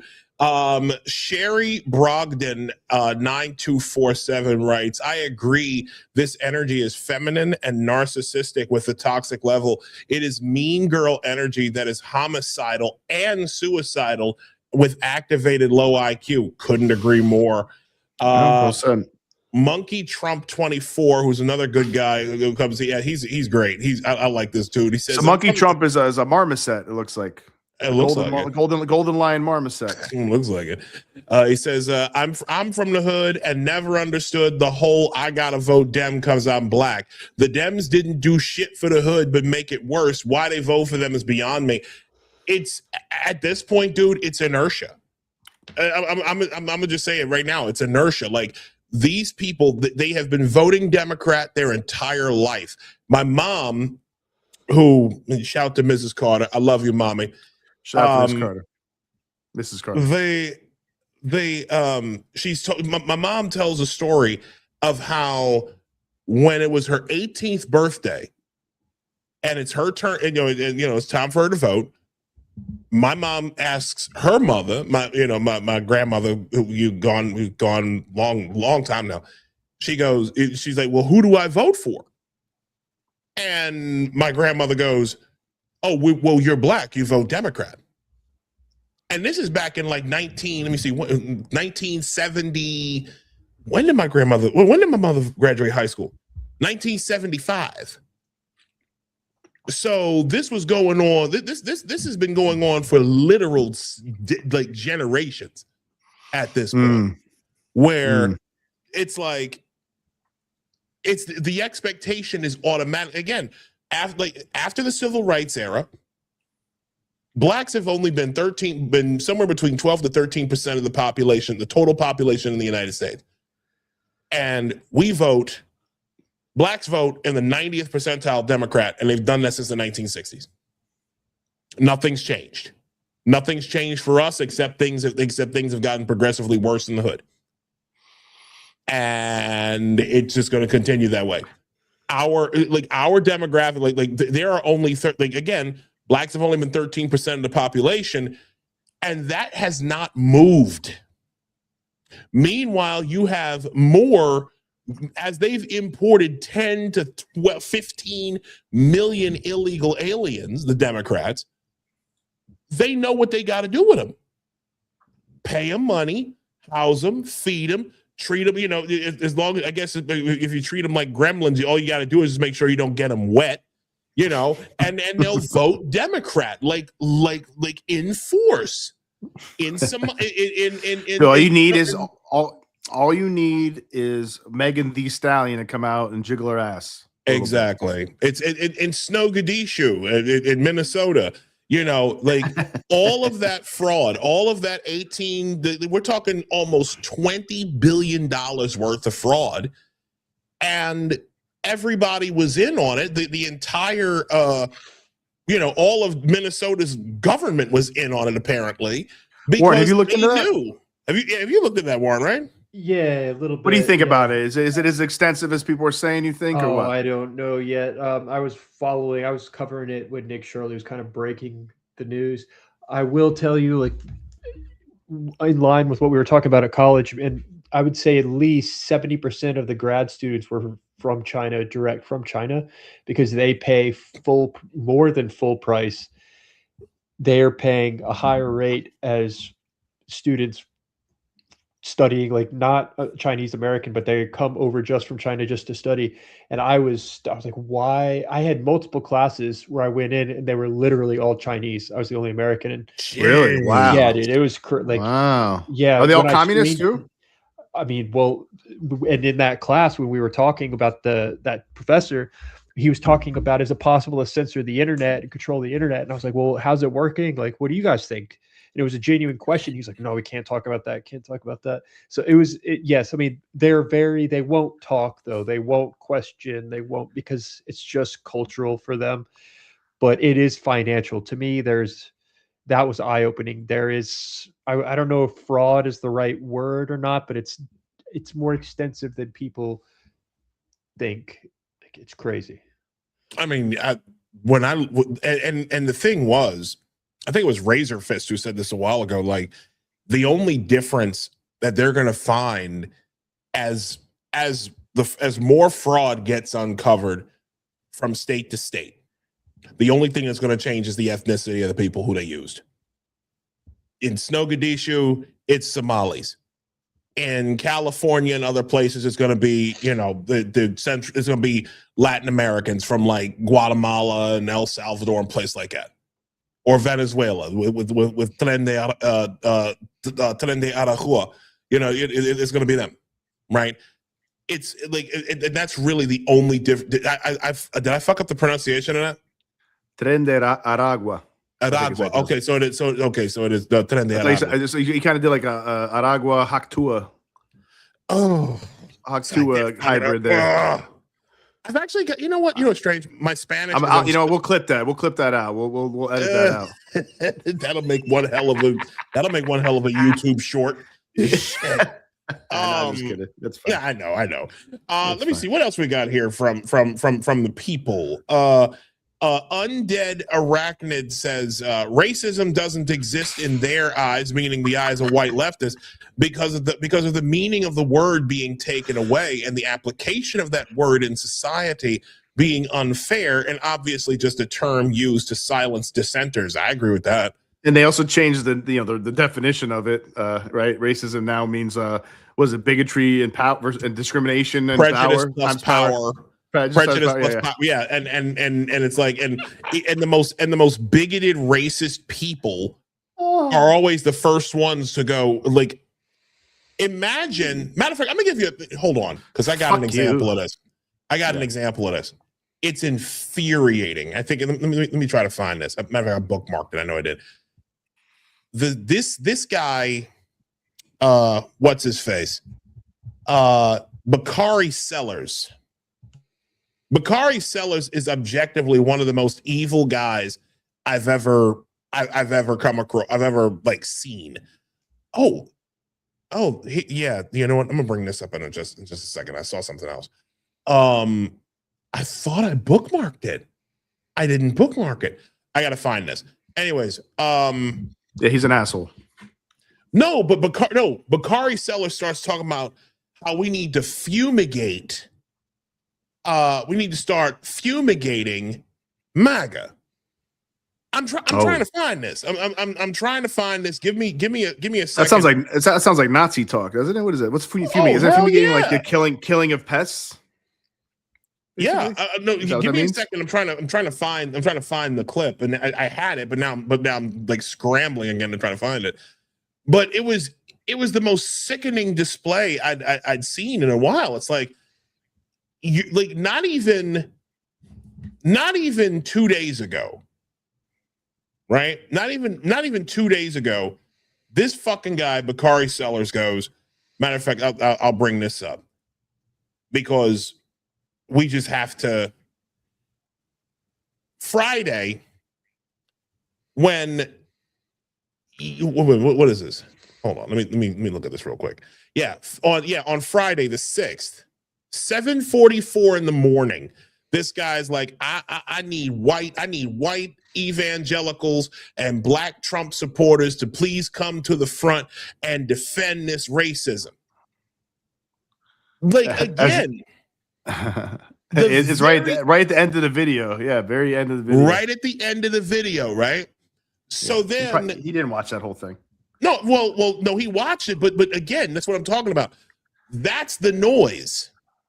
Yeah. You understand? I'm saying Trump didn't watch that whole thing. Only way Trump watched that whole thing is if he wanted to distract from something. That's the only way I would see him show. Otherwise, it's just what's the point of doing exactly. It? That's exactly. But I doubt he watched the whole thing. Somebody snuck that at the end of it, or either that, or they clipped the next reel. That's exactly TikTok, right. Whatever. And I said, and what I told him was, I said, I've done that many times. I share something. I watched like 75% of it, 60% of it. I'm like, all right, this is good enough. I want to share this. So then I go. What I retorted was, I was like, right after you apologize for all those times you said Kyle Rittenhouse, quote unquote, crossed state lines when you knew it was a lie. This dude really thinks I'm falling for this bad attempt at emotional manipulation? Go fuck yourself. Because that's what it is. Honestly, these people have to be told this. They have to be told that they need to go fuck themselves because they're intentionally trying to destroy people's.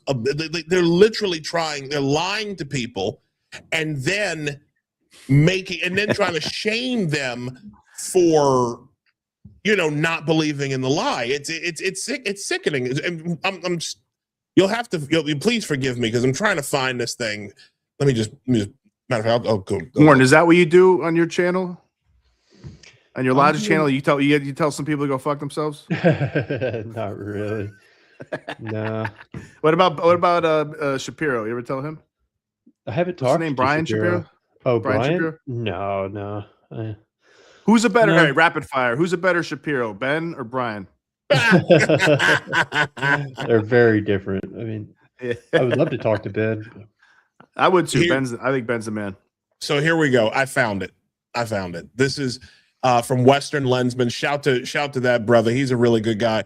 Yeah. Bakari Sellers tells Don Lemon, this country needs a fumigation of MAGA. Oh man. You know, Joe Biden was somewhat of a bridge. He was supposed to be a bridge or a palate cleanser or somebody who morally and ethically was antithetical to who Donald Trump was. You know, Uncle Joe was the nice guy, older white guy, comes in and you want to eat ice cream with him, right? Oh, he's clustered. Well, He also tells you you're not that black if you episode don't vote in our him. country's history showed us is that we really need some fumigation, right? Fumigation. We need a exorcism, for lack of a better term. We need a more aggressive approach to go in and surgically remove the cancer that is the Donald Trump and MAGA movement. Nigga, what the fuck does that mean? Cancer? Oh man. Yeah, we're part of a cancer What tumor, the I fuck guess. does that even mean? No, I'm serious. What does that even mean? We got to fumigate MAGA. We need to be more aggressive and excising cancer. How can that be anything less than we need to kill our class enemies? How can that be? I'm asking you, Warren. Like, how could that be interpreted? That is That is what. Well, that's what I was describing. They think they are fighting. They believe they are fighting evil, and when you believe you're fighting evil, you'll start to do things you wouldn't otherwise do. That's why I've had friends literally kind of turn on me in a way that I grew up with. I've seen that. Because that's That's sad, man. why. It's All really you sad. can be like, hey, I'll sit down and talk with you. But if they're not willing to, I don't You know, know. and it's you know, that's happened to me as well. I had close friends, not too many, but like one or two, and it is really sad. It's like, you know, especially somebody like you're and me too. Like I'm pretty reasonable. I'm not saying crazy things. I'm not getting super violent or anything like that. You know, you really can't associate with me just because I have a different political position that, by the way, most of the country has, at least based on the last election. And also what most of the Democrats had like 15 years ago. We can't even be friends anymore. It's like it's really messed up, honestly, and it's sad. But honestly, if people aren't your friends for sticking to your guns and being honest with yourself, and then they're never really your friends to begin with. I think Right. You know? I mean, you don't really need them in tell your life. myself that, you know, but Yeah. in their minds, you were voting in someone who's never going to leave office, become a dictator, and is Mhm. putting people and, you know, disappearing people. And so they genuinely view you as part of that problem. Yeah. Yeah, totally. And I know you said before, Warren, you said like a lot of it's because it's Trump himself, and I think there is a great deal of truth to that. Like Trump is such a divisive figure. He's obviously speaks very roughly and unpresidential throughout his time in the presidential political life. Obviously, he says a lot of crazy stuff. Kind of, you know, he's very, the way he talks to people can be like, oh, you know, you don't usually hear presidents talk like that. There's a lot worse things going on under Democrats, though. Like I think what's a lot worse than that, of him calling like a reporter a piggy or something like that, or making fun of Rosie O'Donnell or whatever, or calling a country a shithole country, which some of those countries really are, to be perfectly honest. I mean, it's a lot worse as a Democrat, I think, to be pushing young children to question their sex and you know, I'm not potentially legitimizing it. sterilize. No. I'm just I'm trying to not. describe I'm making the- a point. Yeah. I'm making a point, Warren. I just wanted to like make the side point. You don't have to defend yourself, because I'm about to bring this back. But you know, just this is like this choice that I'm making, and probably somebody like you or Isaiah are making, is like, yeah, Trump says some stupid stuff I wouldn't say, but at least we don't have an entire movement of kids being like, since they're kindergarten, pre-K, some of them in certain schools being like, hey, maybe you're trans. You feel bad? Maybe you're trans. Is it hard to be a girl? Maybe you're trans. Then they get sterilized, puberty blockers, you know, potentially getting mastectomies and castrated and stuff like that. It's like that's absolutely insane, and that's happening in the groundswell, you know, from the bottom up. That's already affected thousands of kids, and luckily we're finally seeing like a reversal of that. It looks like a little bit, you know, and we just saw a big lawsuit win.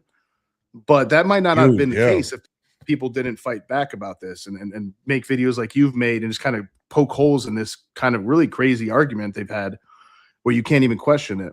So it's like Trump could say anything that he wants for the most part. Like as long as Democrats support that and they support openly being racist against white people and openly being abusive towards males and boys in general, open borders. I mean, that's just to me, it's not even close at all. But just to get back to my just to get back to my original point though, because I know I'm being long winded. But to Warren, like you said before, like a lot of it's because of what Trump says.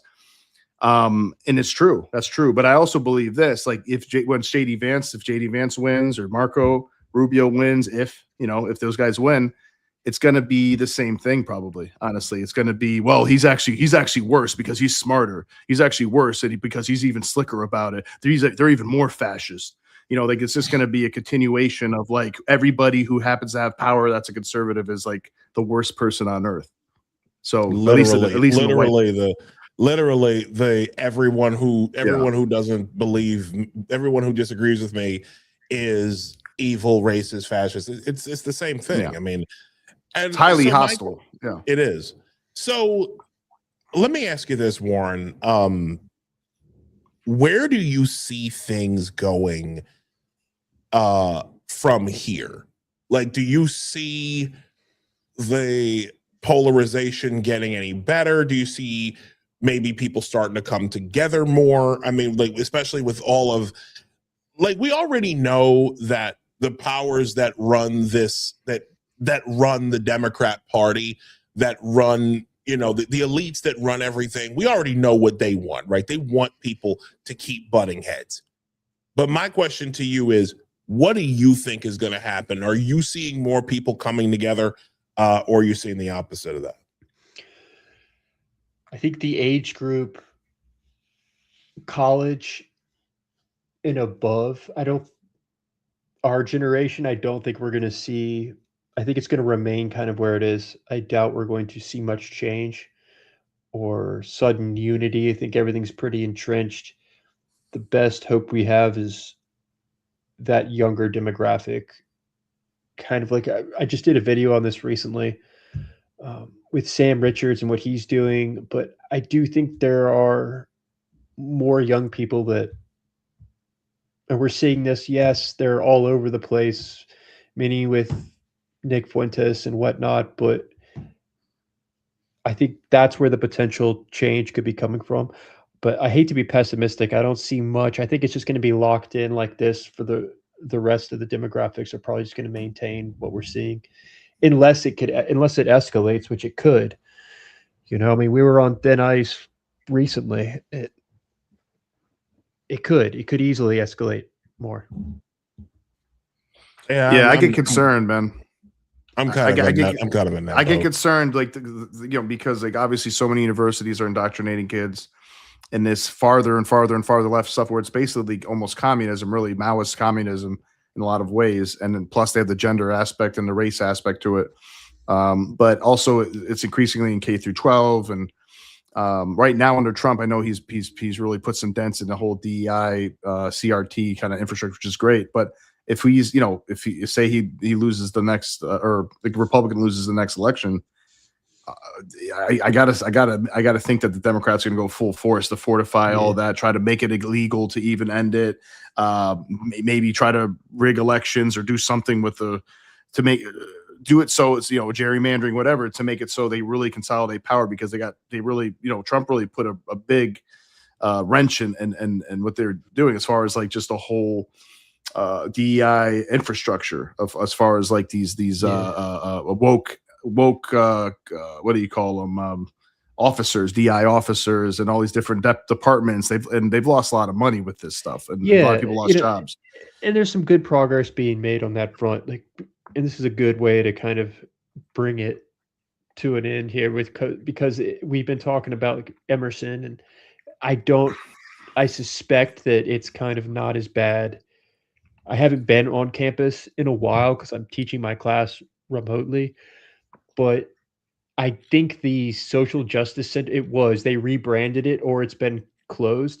Yeah, they changed the names. So they're seeing the writing on the wall in that way, and they're a business. They're going to adapt.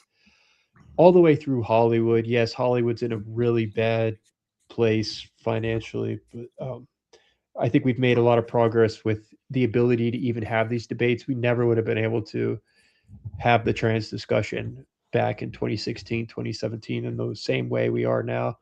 I do think you're right that we're going to see a pendulum come in the other direction, and Democrats are going to, I think, probably at this point be in power next round, and that could be scary.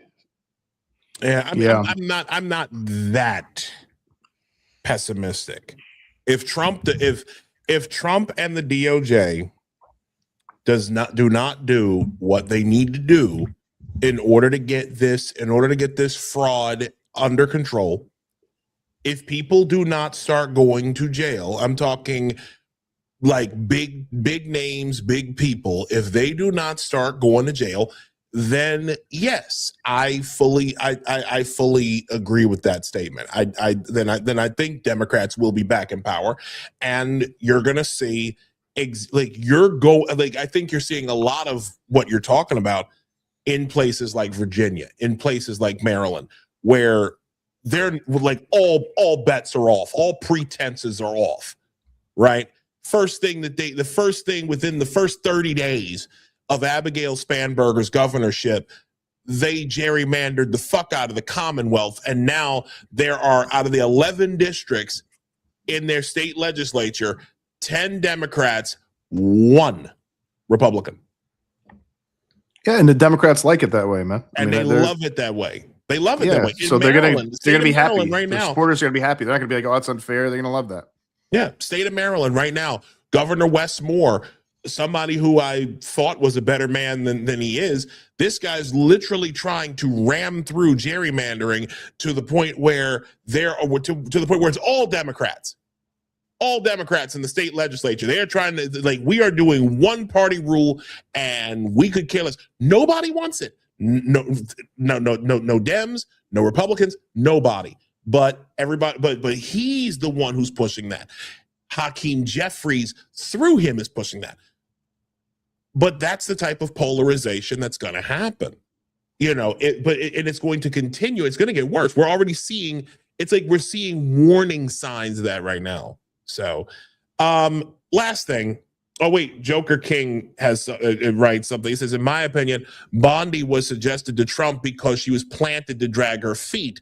Do nothing to hamper the MAGA movement. I agree with that partly. I believe that with the biggest stuff, Bondi ain't it. But when it comes to things like getting assholes like Don Lemon off the street, which she did, and the way that they charged him, I think is going to be good. There are some things that I like Bondi for, and there are some things that I'm a bit against her on. But anyways, last thing before we let you go, Warren. The guitars over there in the left, but to your right. You started telling us a little bit about them after right before we went live. What is the deal with those guitars? And and how well can you play them? Oh, I used to play guitar a lot. I haven't played in a long time. I don't think those are in tune because my dad made those, so that's why I have them. He used to teach wood design. My parents were both professors growing up. It probably had a big impact on why I was like, oh, academia is a great career because you can practice. If you're doing something like in the arts, or it's a great way to have your studio space, get to do your thing as well as teach and have the stability that comes with it. And so, yeah, my parents were both professors my entire life. Not like massive money-making professors. I think growing up, now I hear stories about professors making like 6 figures. For them, it was about 50,000 is what a professor makes. So. Wow. But yeah, interesting. That's the story on the guitar. So Warren, I have a couple of questions before you leave. So what was it like going on Rogan's show, man? Do you have any interesting stories or anecdotes on that? I didn't know you went on Rogan's show. Yeah. No, it's surreal.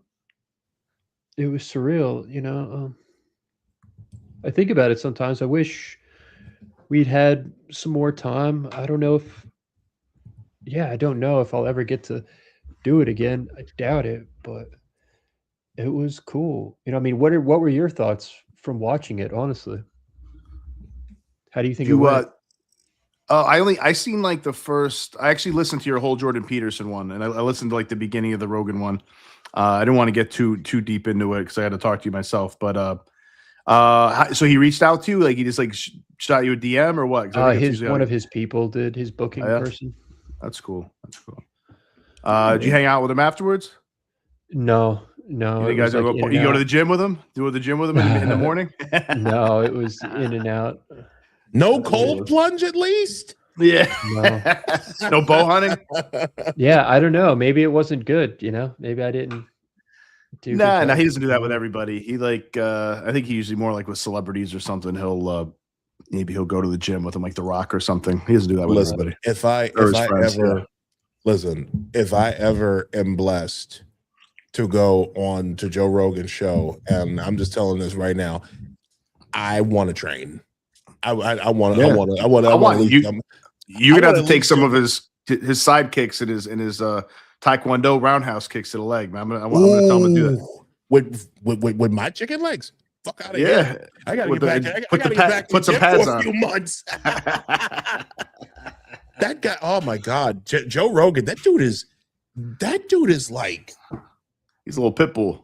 Yeah, he is. He can kick. Man. He was a Taekwondo champ, so he was a great, really great kicker. Yeah. His spinning side kick and roundhouse kick are pretty phenomenal. How was it talking to Jordan Peterson, Warren? I know that's a that a I feel good hero about of that yours. one. How was he? That was really interesting. We got to talk a bit. I mean, these guys are just busy. It's usually very scheduled in and out, but no, I mean, yeah, we got to speak for a few minutes afterwards. I feel like that one went really well. I think I was a bit more relaxed for some reason on that one. Oh, Rogan's tough. You're in person, and Rogan's like millions of people are watching that. Yeah.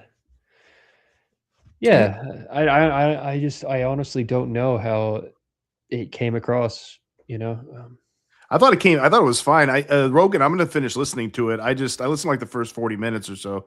I just didn't get a chance to finish the whole thing, but I'll finish listening to it afterwards. But I listened to the whole. Yeah, and I'll listen to it also. And that was Jordan Peterson. I know you said that he's big influence on you. Same here. I read all his books except for the last one. I didn't read the last one yet. And I listened to a lot of his lectures, listened to a lot of his podcasts.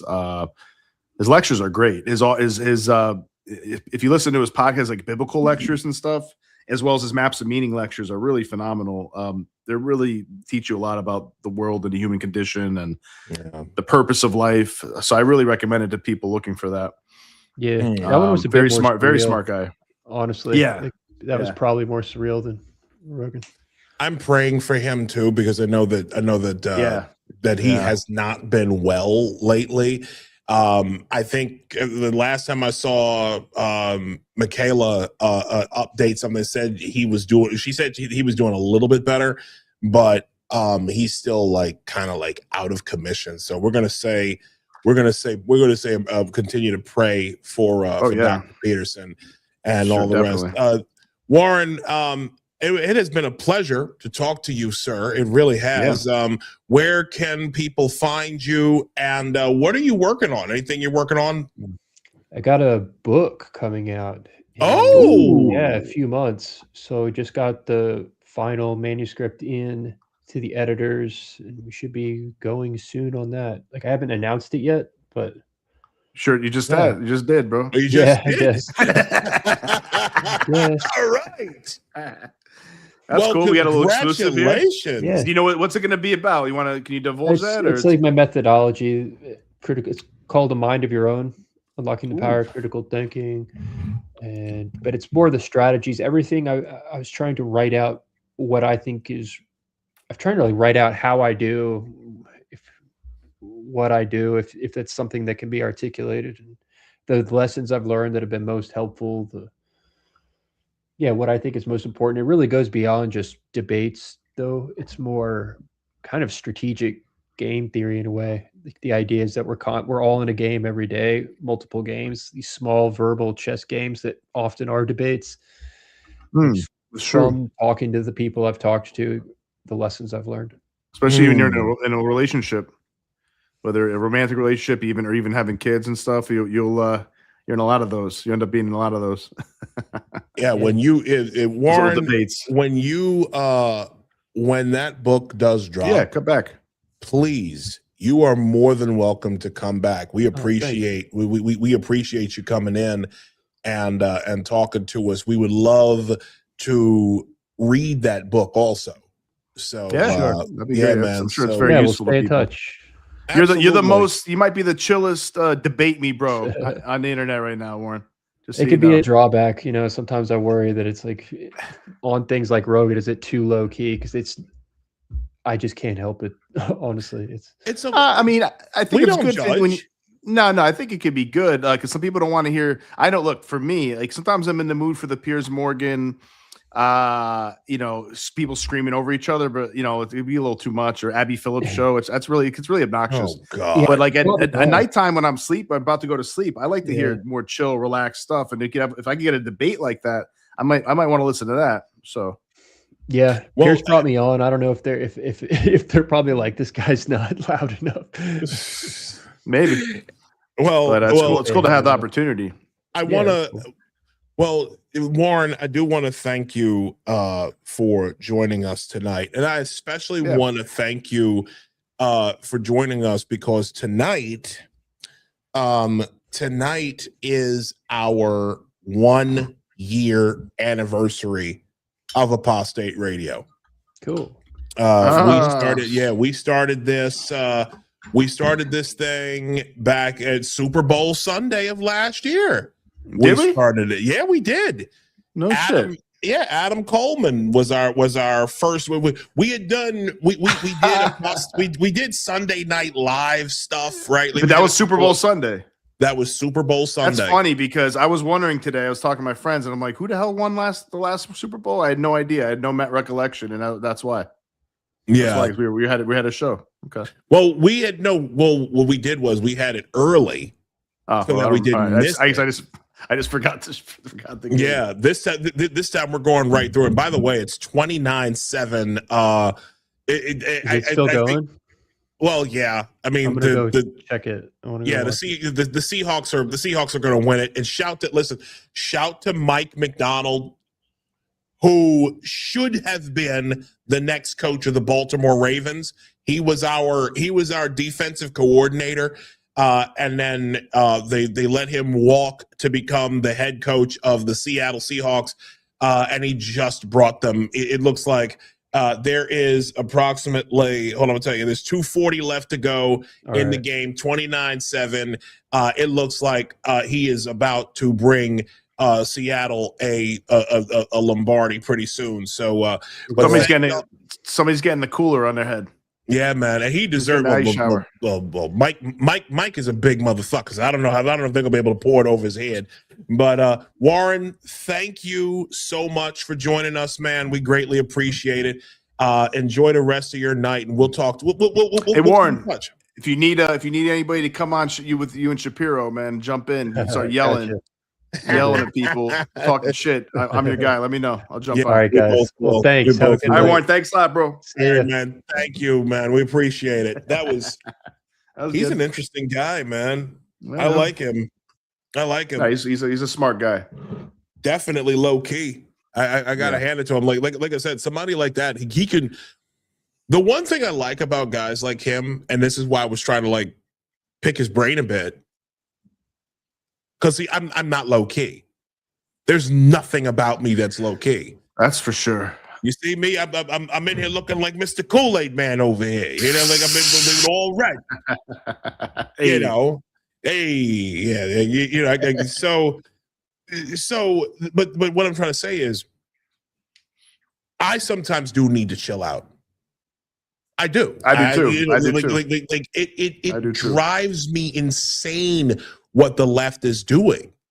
I've kind of reached the point. I've kind of reached the point where I see these people I genuinely see, and maybe it's because we lived under the rule of these people for 4 years under the Biden administration. And prior to that too, man. And in prior a lot to of ways. that. But Yeah. like this was the first time that the left just completely took all of the all the pretenses were gone. All of we are coming, basically, I don't know if you've seen the memes of where they'll have WAGTFKY. You know what that means? WAGTF or WAGTFKY. It's an acronym. What's it? What is it? What's that mean? It stands for "We are going to fucking kill you." Ooh, that's basically been the way the left has operated for the last. They're going to kill you. They'll kill you empathetically, though. Yeah, exactly. They literally screaming. They scream in pain as they beat you to death. Like there's literally that's been the left over the last few years. They're going to be inclusive with their mass shooting. And so for me, it's like as I watch this stuff going on, it's like I know that these people are evil. Like you're sitting up, you're literally saying, "I want to fumigate MAGA." Yeah, well, and if you asked him, he'd be like, "Well, I mean the ideology and the political movement. I don't mean actual people." No. A lot of them. If he doesn't mean it, a lot of people definitely mean it. Sadly, yeah. So, okay, it is time for me to pull out. You know what? I got to show you this. I got to show you this real quick. I'm gonna just turn the. Say what? User bit. I hope you aren't just reading that. The fuck are you talking about? Realizing that. Oh, you aren't just realizing that? What that the left is what they are. That the left are what they are. Yeah, I mean, yeah, we know, bro. I don't need. How am I going to put this? I am. You know what? I'm just going to go ahead and say it. I am somebody who probably should have known better. I am somebody who should have known better because I spent 12 years on the fucking left. I spent 12 years a Democrat. 12 years a slave, 12 years a Democrat. From 2008 to 2020, I voted Democrat.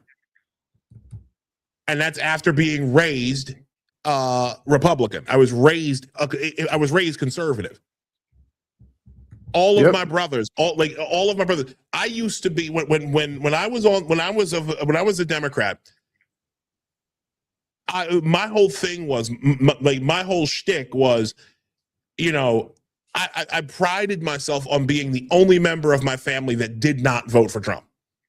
Right, that was your identity. That was my identity. I thought I was a good person for being the only one in my family who didn't vote for Trump. Know what it got me? Yeah. Nowhere. How happy were your family when you came back? When they're like, "Oh, Isaiah finally seen the light." That's a good question. They were surprised. A lot of them were surprised because you were very, I'm sure, vehemently a Democrat. They're like, there ain't no way he's coming around. Look, my boy, I got a friend. One of my best friends that lives in Houston told me, he was like, he said, he's like, "Isaiah, you was a soldier. I was a soldier for the left. I was a soldier for the Democrats. You hear my voice. you hear what I do. You know what I'm saying? Like, right. I was ready, when I have very strong beliefs, very strong opinions, and I wasn't afraid, and I wasn't afraid to express them. I still aren't. I'm still not. Mm-hmm. But when I was a Democrat, there was a lot more emotion. I was very much, I was not nearly as emotionally, together as I am now. I'm still not. I still need work on that. But yeah, me too. If you really want to know what my biggest problem with the left is now, it's how how genuinely weak they are. Like they encourage weakness. Mm. They encourage toddler-esque thinking. It takes the fact that they're completely divorced from reality. Like the amount of dissociation from reality one has to have to literally believe that men can become women based on nothing but say so. The fact that the fact that the fact that black people, the fact that to be black and Democrat in the United States of America in 2026 means to both to be retarded enough to keep voting for Democrats, even as they keep your neighborhoods looking like shit.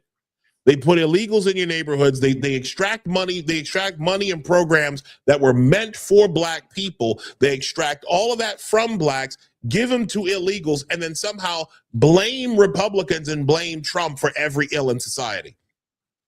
Literally acting to dismantle and destroy the black community, and then asking us to blame Trump. It's insulting. It generally is. I'm gonna let you. I just got to run off screen real quick because I gotta grab the bubbly. Yeah, this is celebration tonight, y'all. Please bear with me just 1 second. Let's just take an intermission, man. I'm gonna take an intermission too. Bathroom. Oh, you are? Yeah, we're gonna just real quick. We're gonna take a quick 5-minute break, y'all. We'll be right back.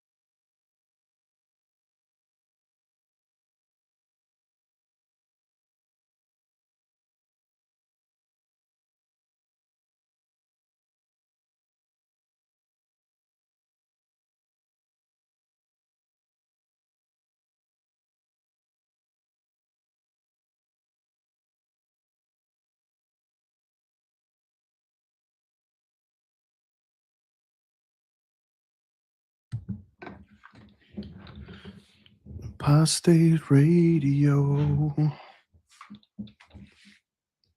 Apostate Are you singing? Radio. This is an intermission. This is an intermission. We're back, ladies and gentlemen. Radio. I'm back, Yes. guys. All Did I miss right. something? Yeah, we are back. No, you didn't miss anything. Thank you all for your patience. So yes, this is our 1 year anniversary. It is incredible the way that God has worked. I'm just going to go ahead and say it. A year ago, February 5th of 2025 is when I made a 3-minute, 14-second video that I had no idea would change my life the way that it did. I did not know that our Sunday Night Live shows would turn into Apostate Radio. We thought of the name. We had both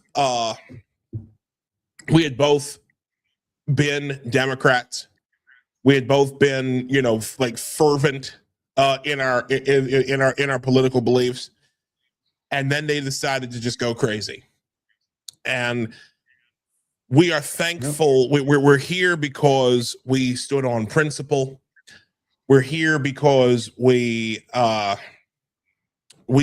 decided that we were going to do something different. We wanted to be men of standards, be men of, people who weren't afraid to say what was on our minds, to speak the truth. And, this is paid off in, 30, that one video last year. Oh my God, 33 million views.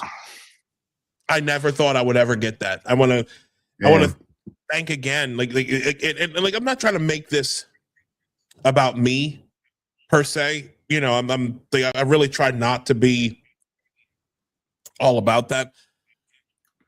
But I am thankful for all of the people who,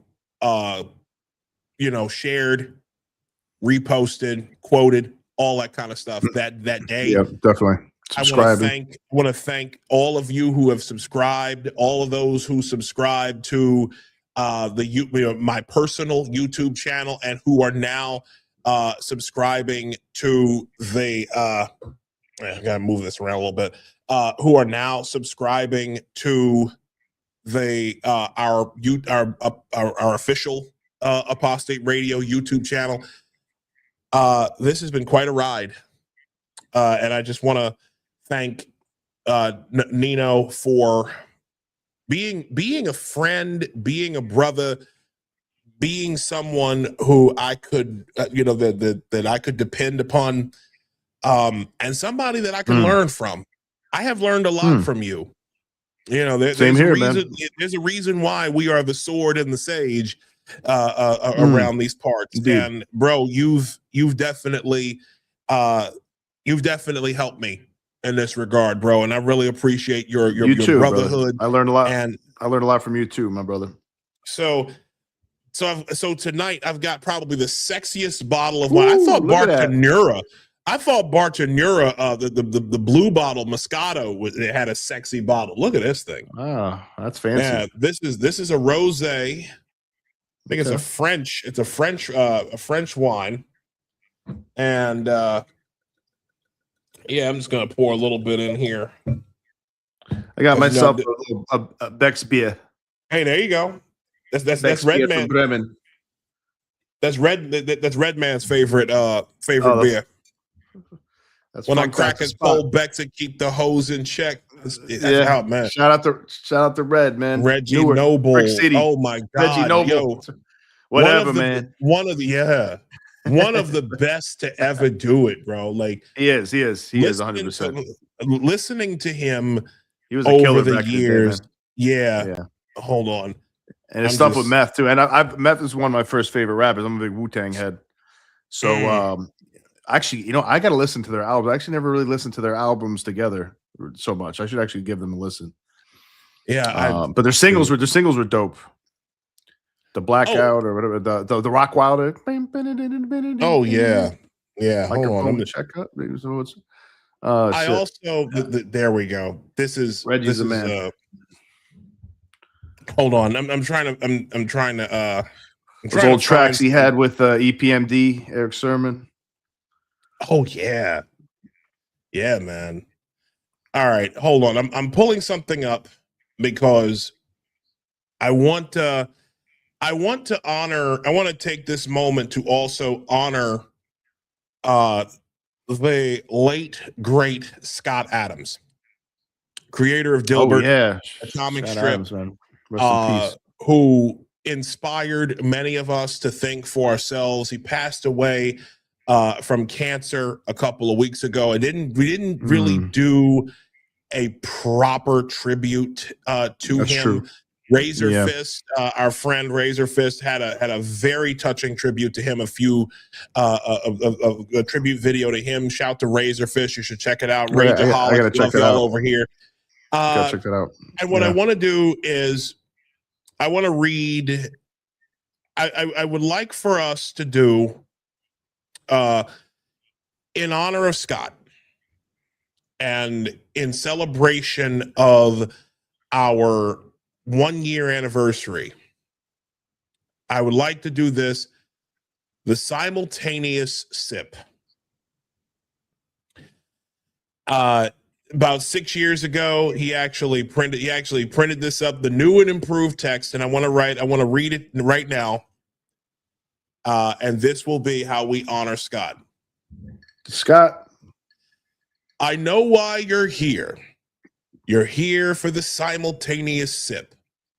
All you need is a cup, a mug, or a glass, a tankard, chalice, or stein, a canteen, jug, or flask, a vessel of any kind. Fill it with your favorite liquid. In this case, it's wine. And join me now, ladies and gentlemen, for the unparalleled pleasure, the dopamine hit of the day, or in this case, the night, the thing that makes everything better, the simultaneous sip. Rest in peace to Scott Adams, and we will see you again in Valhalla. rest in peace, Scott Adams. That is the good stuff right there. Thank you once again for your continued love, your continued support.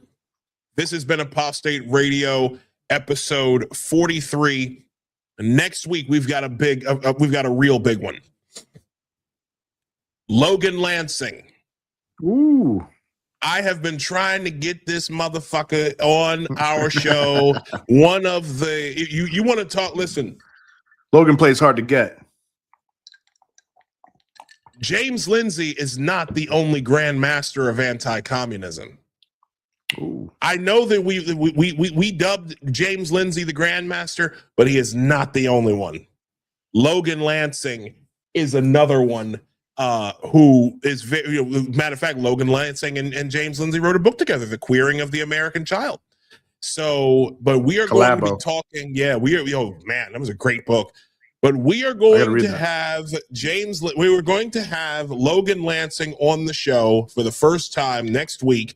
He will be talking to us about his brand new album that he dropped. Ooh. This man has become, I'm going to tell you right now, for those of you who might remember the old Schoolhouse Rock videos, this man, the old Schoolhouse Rock songs, this man has created an album that will be remembered as the Schoolhouse Rock of anti-communism. You watch and see. Logan Lansing next week, tentatively for 8 p.m. We may, just to give you a quick heads up, we may have to schedule a little bit earlier, but we'll keep you posted on that, ladies and gentlemen. Okay.